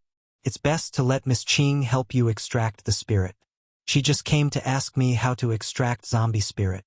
Li Mu was stunned for a moment and asked, "Boss came here?" Old Wang clicked his tongue and said, "Miss Qing is really good to you. She doesn't necessarily only treat you as a subordinate. Young man, you have to seize the opportunity." Someone cared more about him than he did. This made Li Mu's heart surge with warmth. Li Mu came to the duty room. Li Qing was reading the records of monsters in the 10 continents. She turned to the page about the habits of zombies. Seeing Li Mu come in, she raised her head and said, "I've checked. There will be a large amount of spirit left in zombies. In 2 days we will go to Zhou County. I will help you extract some then. This way you can condense the 4th spirit as soon as possible." Li Mu walked forward and suddenly asked, "Boss, why are you so good to me?" Li Qing was stunned for a moment, then said indifferently, "You are my subordinate. I naturally have to be responsible for your life." Li Mu asked, "Just because of this?" Li Qing looked at him and asked, "Otherwise, if it were someone else, Li Mu might think that they coveted his pure yang body and wanted to dual cultivate with him, but Li Qing had always said what she wanted. This zombie incident was completely different from the last time in Zhang Village. There were countless jumping zombies and even flying stiff. Even if a transcendent realm cultivator was involved, they would not be able to escape unscathed. Li Qing was only at the spirit condensation realm. She had to take a great risk to help him collect spirit. Li Mu couldn't watch her take risks for him with a clear conscience. He thought for a moment and said, "Boss, come with me. I have something important to tell you." Li Qing asked, "Can't we talk about it in the guardhouse?" Li Mu shook his head. "This is not the place to talk." He turned around and walked out of the room. Li Qing thought for a moment, put down the book in her hand, and followed him out. After walking out of the duty room, Li Mu walked straight out of the county government office. Li Qing looked a little confused, but she still followed Li Mu. Wu Bo stood at the door of the other room and looked at the backs of the two men as they left. A trace of gloominess flashed across his chubby face. Li Mu walked out of the county government and then out of the county. Using the light body technique, he came to a deserted forest. Li Qing landed beside him, and the expression on her face became serious. She asked, "What happened? Do you need to talk about it here?" Li Mu looked back at her. His hands formed the 6-ding jade maiden seal, and his mouth whispered, "Lin!" A white thunderbolt appeared out of thin air and fell on a huge tree in front of them. The huge tree was directly split into pieces. Thunder and fire swirled in the air, and the debris splashed in all directions. Thunder method. Li Qing's pretty face showed an incredulous expression. The next moment, she seemed to realize something and said in shock, "No, this is Taoist magic." Li Mu's life principle was to take revenge and repay kindness. The kindness of saving his life, the kindness of teaching him, the kindness of giving him treasures, and the kindness of taking care of Li Mu in daily life. None of these could be repaid with a tranquil heart technique. If Li Qing was willing, even if Li Mu wanted to repay her with his pure young body, it was not impossible for him to consider it. Actually, Li Mu had long wanted to impart this thunder method to Li Qing. However, he had never thought of a good reason. He could not always say that he obtained it by accident. Otherwise, everyone would be suspicious. This time, he had to quell the zombie disaster and collect courage for himself. It was abnormally dangerous and his life could be in danger at any moment. Li Mu did not have the luxury of time to think. He looked at Li Qing, who was rooted to the spot, and said, "Boss, the 6-ding jade maiden seal and the true word Lin is this thunder method Tao technique. You have to familiarize yourself with it as soon as possible. Even if you meet with the flying stiff, you'll be able to counter it." With his soul-refining realm cultivation, Li Mu could use this true word to instantly kill third-realm demon cultivators and ghosts. Although the fourth realm was already fundamentally different from the third realm, Li Qing's dermic powers were much thicker than Li Mu's. With the help of this Tao technique, it was not difficult for her to kill enemies one level above her. Although the flying stiff was neither a demon nor a ghost, it was still an evil being and was countered by thunder method. If Li Qing encountered it, even if she could not kill it, she could still protect herself. Li Qing looked into Li Mu's eyes and finally understood why he had brought her here. The power of thunder method was immense. Among all the dermic methods, it was also one of the best. Thunder method Tao techniques were extremely rare. The rarity of a thunder method Tao technique that only had one true word was evident. For Tao techniques and abhijnas, the shorter the true word, the better. The shorter the true word, the faster the dermic method technique could be cast. This played a crucial role in battle. Li Mu looked at her and said, "Boss, you try it first." Li Qing did not say anything else.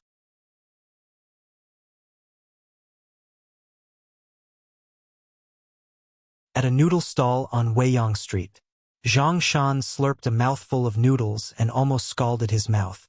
He quickly took a few breaths and inadvertently looked at the street in front of him. He said, "Isn't that the boss? Li Mu is also here." Li Si slowly ate his noodles. When he raised his head and saw Li Qing walk into Li Mu's house, his hand movements also paused. Zhang Shan put down his chopsticks and said in surprise, "The boss and Li Mu went home. Why did they even close the door? Li Si glanced at him and said, "Don't make a fuss. Eat your food." Somewhere on the street, a very fat figure sat by the window on the second floor of a restaurant. He looked at the two figures walking on the street below. His eyes flashed, and no one knew what he was thinking.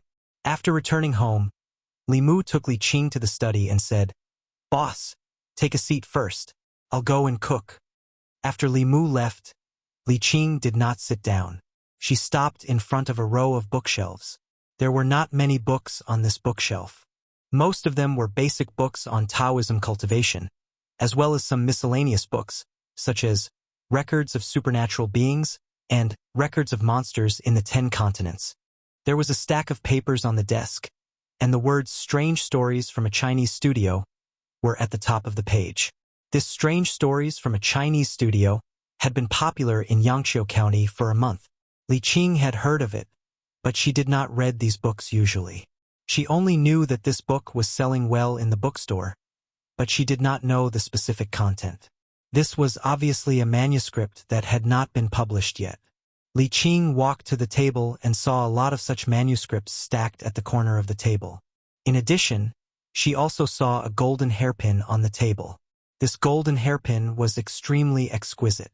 The hairpin head was a lifelike phoenix. Obviously, it was a woman's item. Footsteps came from outside the study, followed by a woman's pleasant voice. "Have you finished the 5th volume of Strange Stories from a Chinese Studio? I seem to have left the hairpin here yesterday. Help me find it."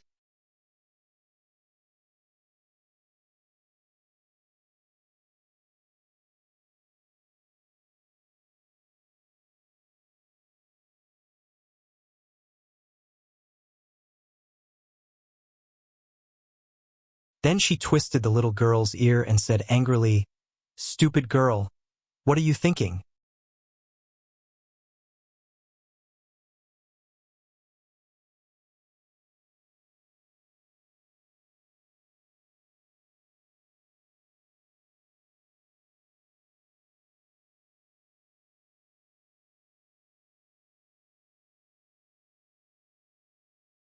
Chapter 92.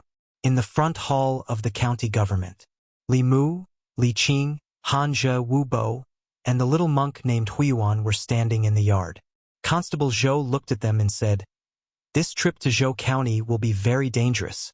You must pay attention to your safety. No matter what happens, self-protection is the most important thing." Li Qing did not stop Li Mu from going to Zhou County with them. Although this matter was dangerous, it was also an opportunity to train himself. Although she seemed to be really angry last time, she never mentioned it again after that. This was the biggest difference between Li Qing and Lu Hanyan. She would never act like a little girl and was not as narrow-minded as Lu Hanyan.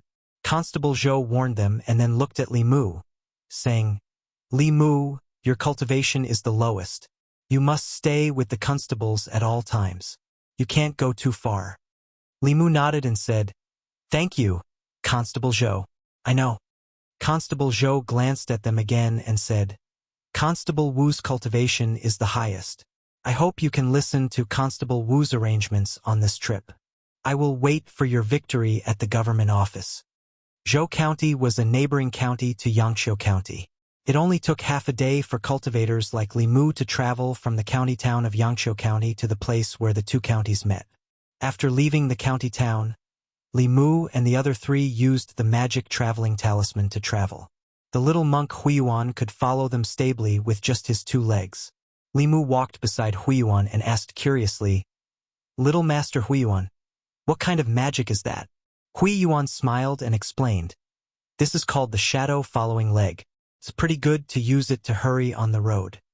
In this world, the cultivators of Taoism like to use talismans and formations to make up for the flaws in their Dharma powers. The Buddhists mainly cultivated Dharma powers and had countless kinds of Dharma powers. Li Mu had always wanted to learn, but unfortunately, he didn't have the chance. Huiyuan looked at Li Mu and suddenly asked, "Benefactor Li gives me a very close feeling. Do you also cultivate Buddhist mana?" Li Mu nodded and said, "Master Xuandu once gave me a Dharma Sutra, so it's Uncle Xuandu." Huiyuan smiled and said, Benefactor Li must have a deep Buddhist affinity to be favored by Uncle Xuandu. Li Mu said modestly, "You're too kind. I just read it casually when I have nothing to do." Traveling was boring and Li Qing did not like to chat. Li Mu, Wu Bo and Hanja had nothing to talk about. After getting closer to Huiyuan, they quickly started chatting. Although Li Mu had been chanting the Heart Sutra to cultivate, he did not have a deep understanding of Buddhist cultivation. Old Wang's bookshelf was filled with Taoist books. None of them were about Buddhism. In the conversation with Huiyuan, Li Mu found out a lot of information that he did not know before.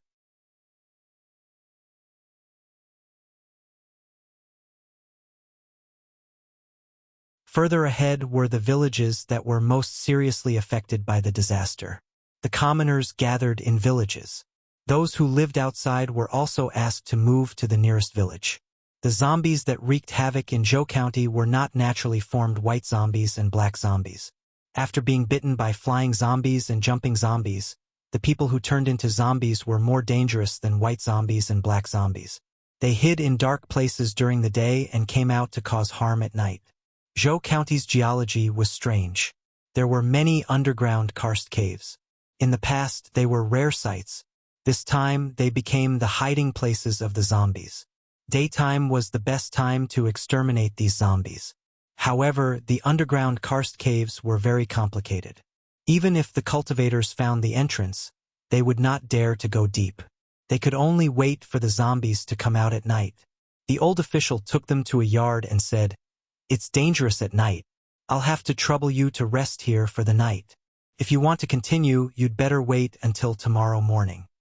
When zombies moved in groups at night, even cultivators in the realm of assembled spirit would find it difficult to resist.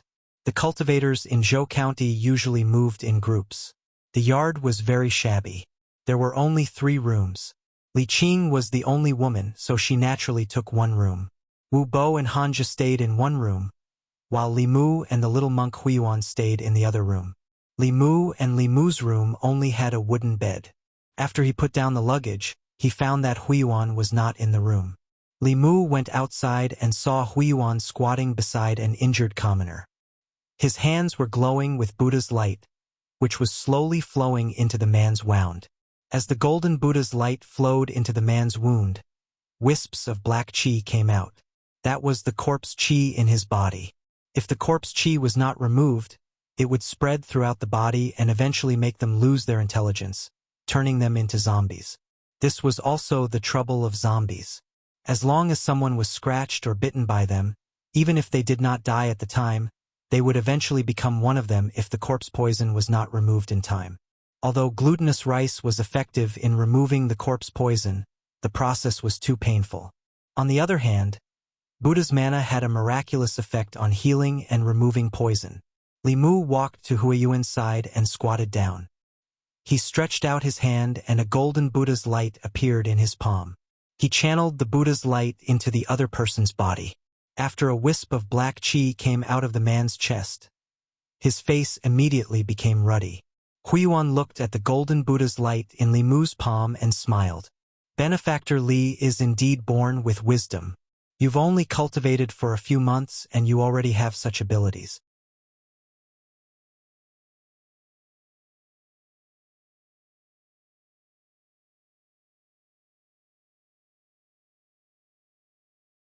Chapter 93. Huiyuan put his palms together and said, "It is said in the Buddhist scriptures that one can break through life and death, achieve nirvana, and save all living beings. It is called merit. This merit is the virtue of doing good deeds, so it is called merit." Li Mu looked at him and said, "Can you say something that normal people can understand?" Huiyuan scratched his head and said, "Doing good deeds such as giving alms, repairing temples, creating statues, setting people free, and saving people from suffering can get merit. Merit is helpful for our cultivation. Doesn't Benefactor Li know?" Li Mu's understanding of Buddhist cultivation was very limited. At that time, Xuandu just threw him a Buddhist scripture. No one had ever told Li Mu about merit. After listening to Huiyuan's explanation, Li Mu understood. In layman's terms, merit was a kind of power obtained from the person doing good deeds. Li Mu seemed to be guiding other people's emotions in the same way. But it was obvious that merit and the 7 emotions were not the same thing. Li Mu could see the 7 emotions, but he could not see merit. Li Mu quickly thought of another point. If merit came from the person doing good deeds, then Li Mu could understand that giving alms, setting people free, and saving people from suffering could get merit. But where did the merit of repairing temples and creating statues come from? He vaguely felt that the matter of merit should not be so simple. Now was not the time to trace the origin. Li Mu was thinking about another thing. He looked at Huiyuan again and asked, "How can merit help us cultivate?" Seeing that Li Mu really did not understand, Huiyuan explained, "Benefactor Li, close your eyes and feel your surroundings with your heart." Li Mu did not know what to do, so he simply silently recited the mind-clearing formula and purely used his spiritual sense to feel. After calming himself down, he indeed felt that there was something around him. That thing was very weak. If he did not calm down to feel, he would not have found it at all. But when Li Mu opened his eyes, he couldn't sense anything. Even if he used Heaven's Eye, he couldn't see anything unusual. This showed that merit and the 7 emotions were 2 completely different things. He closed his eyes again and soon felt the faint presence of that thing again. Huiyuan continued, "Try to absorb these merits into your body." Li Mu immediately used the Daoyin technique and absorbed all the floating things into his body. At the same time, Li Mu also clearly felt that the Buddhist magic in his body was circulating faster. He finally understood why Xuandu had said, "Helping others is helping myself," and why he liked to help others so much. Buddhist cultivators could directly use merit to cultivate. Perhaps back then, Li Mu had been used as a leek to harvest merit. Thinking about it carefully, he didn't feel any discomfort at that time. He didn't know what the cause of this merit was. What exactly was merit? Li Mu couldn't figure it out himself. He planned to go back and ask Old Wang. "So there are such benefits to doing good deeds?" Li Mu murmured. In that case, when he helped old ladies cross the road, sent lost women home, and collected joy, he could also gain merit. It was just that he didn't know at that time and wasted the opportunity. Huiyuan shook his head and said, "We do good deeds, not for merit. Benefactor Li, don't reverse cause and effect." Li Mu smiled and said, it's the same. Whether it was doing good deeds for merit or gaining merit while doing good deeds, the process was the same. In order to cultivate, Li Mu decided to do good deeds every day in the future. This way, his Buddhist magic would quickly catch up. Under the efforts of Li Mu and Huiyuan, the corpse poison in the bodies of all the wounded gathered in the small village was completely removed. Even though each removal of corpse poison didn't require much magic power, but after helping dozens of people, Li Mu was still unbearably tired.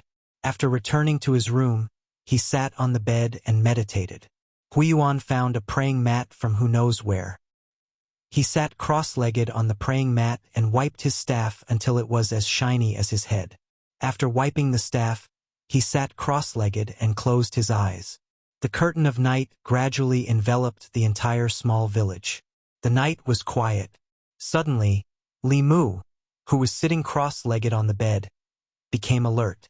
His eyes suddenly opened and he took out a talisman to ward off evil spirits. On the fulu, there was a faint fluorescent light flickering. Huiyuan, who was sitting on the praying mat on the ground, moved his ears. His eyes suddenly opened and he held the huge staff. "There's danger." The 2 of them got up at the same time and rushed out of the room. They only saw 2 figures that had already flown out of the courtyard. Li Mu and Huiyuan rushed out of the courtyard and saw more than 10 black figures appear in the direction of the village entrance. They were running towards the village. Their movements weren't like the zombies that Li Mu saw last time. Instead, they were running stiffly. Their speed couldn't be compared to the one in Zhang family village. The few of them didn't have time to think about why there would be zombies in Zhou County. They immediately went to meet them. Hanja threw out a fulu.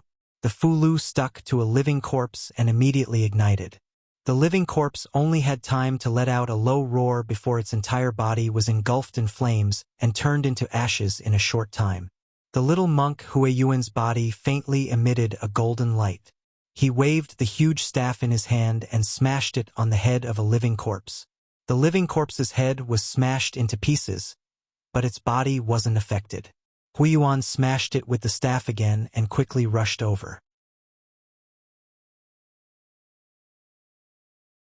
With a few strikes of the staff, the living corpse was smashed into the ground and didn't move anymore. Hanja threw out another fulu. Li Mu's eyes blazed with flames once again.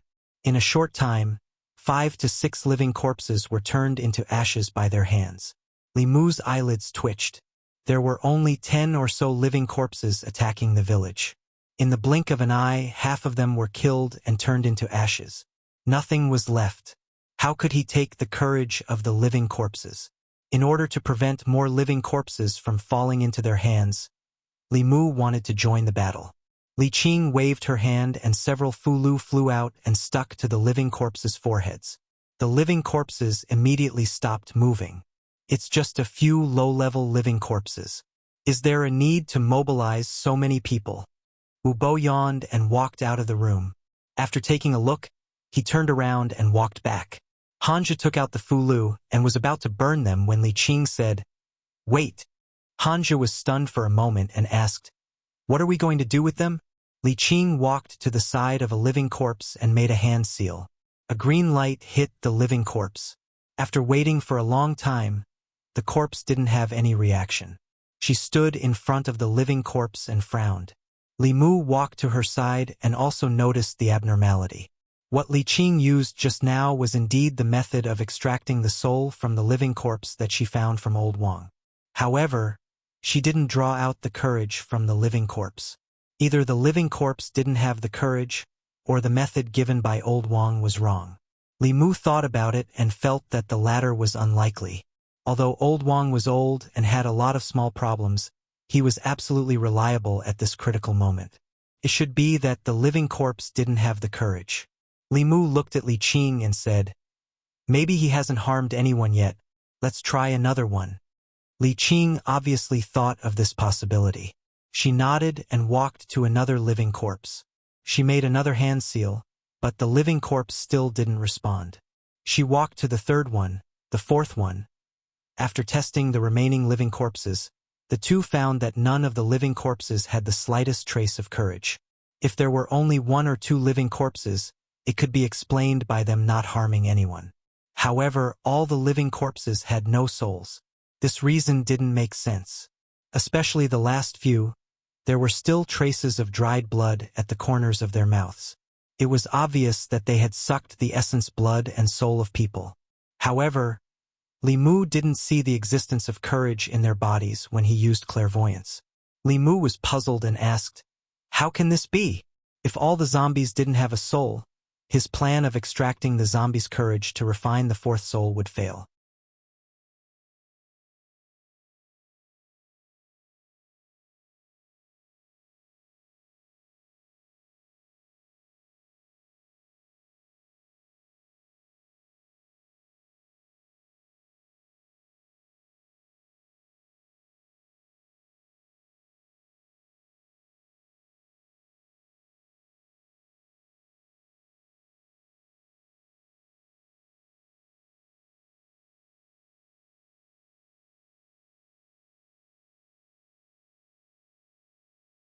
After sunset, they would come out to harm people. The caves, tombs, and villages in Zhou County that could hide zombies had been explored by cultivators. The zombies hiding in these places had been eliminated long ago. Only the underground karst caves were difficult to explore because of the complicated terrain and the lack of sunlight all year round. Even cultivators in the spirit-gathering state didn't dare to go too deep. On a mountainside more than 10 miles away from Qinghe village, Li Mu and the others stood on the mountainside, facing a huge cave. Senior brother Qin took out a map and said, "This is the only underground karst cave near Qinghe village. Those zombies are very likely to be hiding here. This is the topographic map drawn by the villagers. Everyone remember it well. If there are any changes, retreat immediately." Li Qing memorized the map and turned to Li Mu. "Stay with me later. Don't go too far." Senior brother Qin took out a few fulu and said, "These fulu can conceal our qi. We won't be easily discovered by them. Keep it well and carry it with you. They're just a few animals without intelligence. Do we need to be so timid?" Wu Bo said lightly. His fat body led the way into the karst cave. Huiyuan placed his Buddhist staff outside the cave. He only held an alms bowl in his hand. The terrain in the karst cave was complicated. His Buddhist staff was too big, couldn't be used in many places. Instead, it would become a burden. Li Mu didn't know how to fight without an alms bowl. They couldn't just use it as a brick. But when he thought about Xuandu, he felt that it was not impossible. They walked into the karst cave silently. Darkness gradually fell in front of them. After 2 turns and dozens of steps, they couldn't see any light anymore. Cultivators in the spirit-gathering state could sense with their primordial spirit. Darkness couldn't affect them. Huiyuan's eyes flashed with a faint golden light. He seemed to be unaffected by the darkness.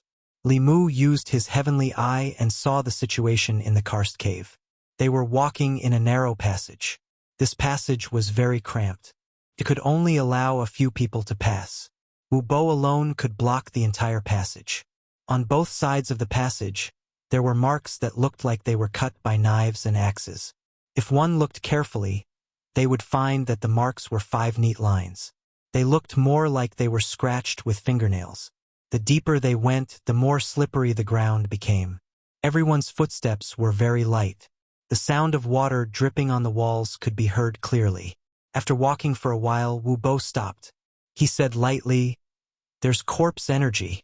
It's really here." Senior brother Qin said with a serious expression, "The zombie horde should be in front of us. Right now, the yang energy is the strongest.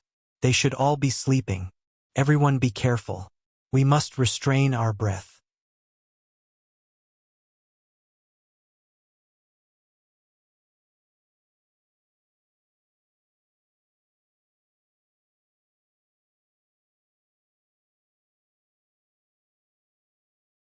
Two dark green lights appeared in the darkness in front of him. Almost at the same time, Li Mu felt a strong sense of danger all around him. Not good. Li Mu had been restraining his aura. For some reason, the sleeping zombies around him suddenly woke up. He only had one corpse-securing talisman left in his hand. No matter which one he secured, he would be attacked by the others. Li Mu didn't have time to think. He directly placed the last corpse-securing talisman on his forehead. The claws of the zombies around him suddenly stopped in midair. They instinctively felt that there was something in front of them that they didn't like and were afraid of. At this time, only half of the zombies in the crowd were secured. After the zombies around Li Mu were awakened, dozens of pairs of dark green eyes suddenly appeared in the huge underground cave. The zombies that weren't secured woke up at the same time under the influence of the aura of these zombies. The aura of the sleeping shadow on the huge rock in the middle of the cave also became very unstable. It seemed that it would wake up at any time. A dozen jumping zombies were the first to wake up. In this cave, they seemed to be able to sense the presence of the group and immediately rushed toward the 5 people. The rest of the living corpses also formed a circle around the group. Although the cave was wide, it was dark underground and full of corpse aura. Fighting here was extremely disadvantageous for them, but it didn't affect the zombies at all. Suddenly, Senior brother Qin's expression changed greatly. He immediately said, "This is not the place to fight. Everyone, retreat first." After saying that, he took the lead and rushed to the entrance of the cave. The little monk Huiyuan followed closely behind him. The teleport talisman on Li Mu's legs flashed. His body turned into an afterimage and quickly approached the entrance of the cave. Li Qing looked back.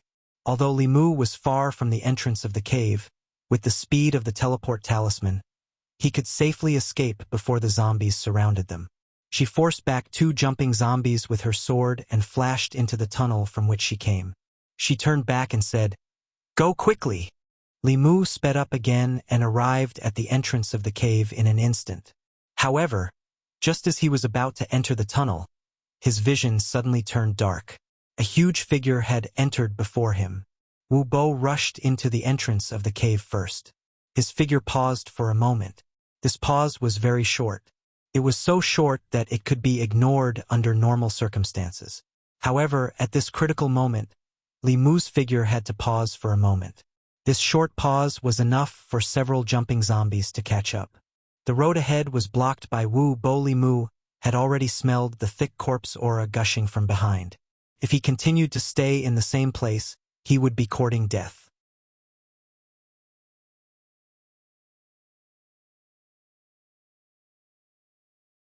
He looked back and said in surprise, "Where are they?" Wu Bo said with a sullen face, "They want to die. They can't blame others." In the underground cave, Li Mu was chopping the living corpses when a rumbling thunder suddenly sounded in his ears. Several bolts of lightning descended from the sky, and the few living corpses around him were directly blasted into ashes. Li Mu looked back and his eyes lit up. He said in surprise, "Boss!" Li Qing flew over and landed beside Li Mu. She grabbed his wrist and said, "Let's go." At the entrance of the cave, Huiyuan's body emitted a faint golden light. Wherever he went, the corpses retreated. He slowly walked to the two and said, "The tunnel has been blocked by the corpses. It's too narrow. I'm afraid we can't leave easily." Roar. When his voice fell, the three of them suddenly heard an angry roar. In the middle of the cave, the zombie on the huge rock finally woke up completely. However, it only glanced at Li Mu and the other two before jumping down the huge rock and disappearing into the cave. Li Mu was shocked and said in a low voice, "It has intelligence." Not long after, Li Mu heard a few angry roars coming from the tunnel. Two sorry figures flew out of the cave and appeared in front of them again. The zombie slowly walked out of the tunnel. It turned its eyes and scanned Li Mu and the others. Li Mu thought that the zombie was going to let the three of them go. He didn't expect that it wanted to catch them all in one fell swoop. Wu Bo and senior brother Qin, who had already left, were forced back by it. Senior brother Qin retreated to the side of the three. With a serious expression, he reminded, "It's about to evolve into a flying stiff. It's the king of these zombies. Everyone, be careful." With the return of the zombie king, the zombies in the cave became restless and began to attack everyone recklessly. Boom! Li Qing formed a seal with both hands and a few more bolts of lightning descended, striking a few jumping zombies. However, the jumping zombies were not turned into ashes. Black smoke rose from their bodies as they continued to charge forward fearlessly. Li Mu could clearly feel that these bolts of lightning were much weaker than the previous ones. Under normal circumstances, these jumping zombies would definitely die under the lightning technique. Li Qing's expression turned serious as she said, "This cave is filled with corpse aura and is isolated from the outside world. Spiritual qi cannot be replenished. We can't use lightning techniques anymore. Otherwise, the spiritual qi here will be exhausted and we won't be able to use any other divine abilities." She drew her azure rainbow sword. With a flash of sword light, a zombie that was close to them was beheaded. Huiyuan retracted the golden light on his body. He held the alms bowl with one hand and smashed it on the head of a zombie. Bang! The zombie's head was directly smashed apart.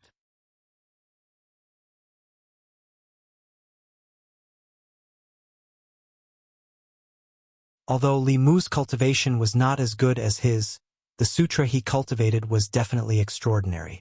His root of wisdom was also much deeper than his. He might as well withdraw his divine ability and wholeheartedly transfer the Fa Li in his body into Li Mu's body. The golden light outside Li Mu's body became even brighter, but it did not spread outwards. Instead, it contracted inwards. An even more solid golden light completely enveloped the four people's bodies. Only Wu Bo's body had a human-shaped gap, exposing more than half of his body outside.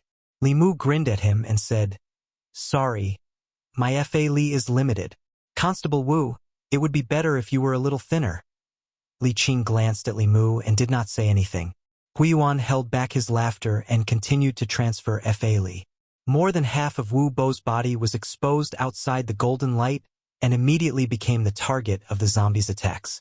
A few jumping zombies pounced over, their inch-long purple nails piercing straight into his body.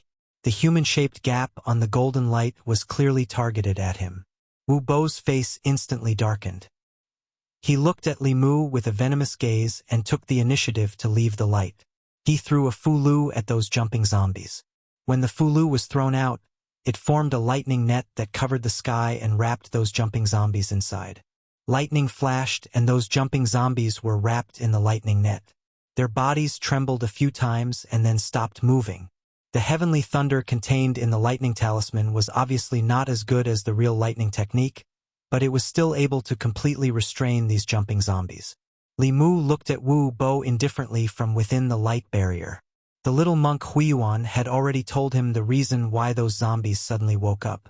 Wu Bo was extremely vicious. When he first met Li Mu, he had already done something to him. Just now, he deliberately woke up the zombies and blocked Li Mu's escape route at the crucial moment. Obviously, he wanted Li Mu to die here. Li Mu had no grievances with him in the past, nor did he have any enmity with him. However, he was so ruthless to Li Mu. If he did not take revenge, Li Mu would not be able to forgive himself. He was even more hateful than that black-robed man. If he wanted Li Mu to die, then he would not be able to live well either.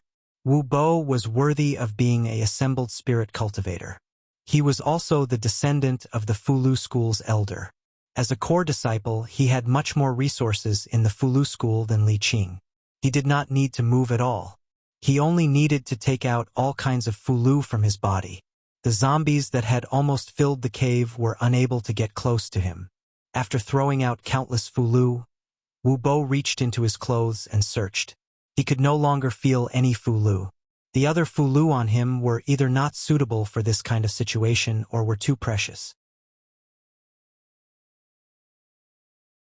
He was unwilling to use them. Wu Bo once again looked fiercely in the direction of Li Mu and the others. He shouted, "What are you doing hiding there? Come and help." Li Qing coldly looked at him and ignored him. Huiyuan curled his lips and said, "Serves you right." Senior Brother Qin smiled bitterly and shook his head. He walked out of the light barrier and said, "I'll go help him." He raised his sword and chopped down a few zombies. He quickly came to Wu Bo's side and faced the zombies around him together. In the cave, zombies continuously surged over. The zombie king had yet to make a move.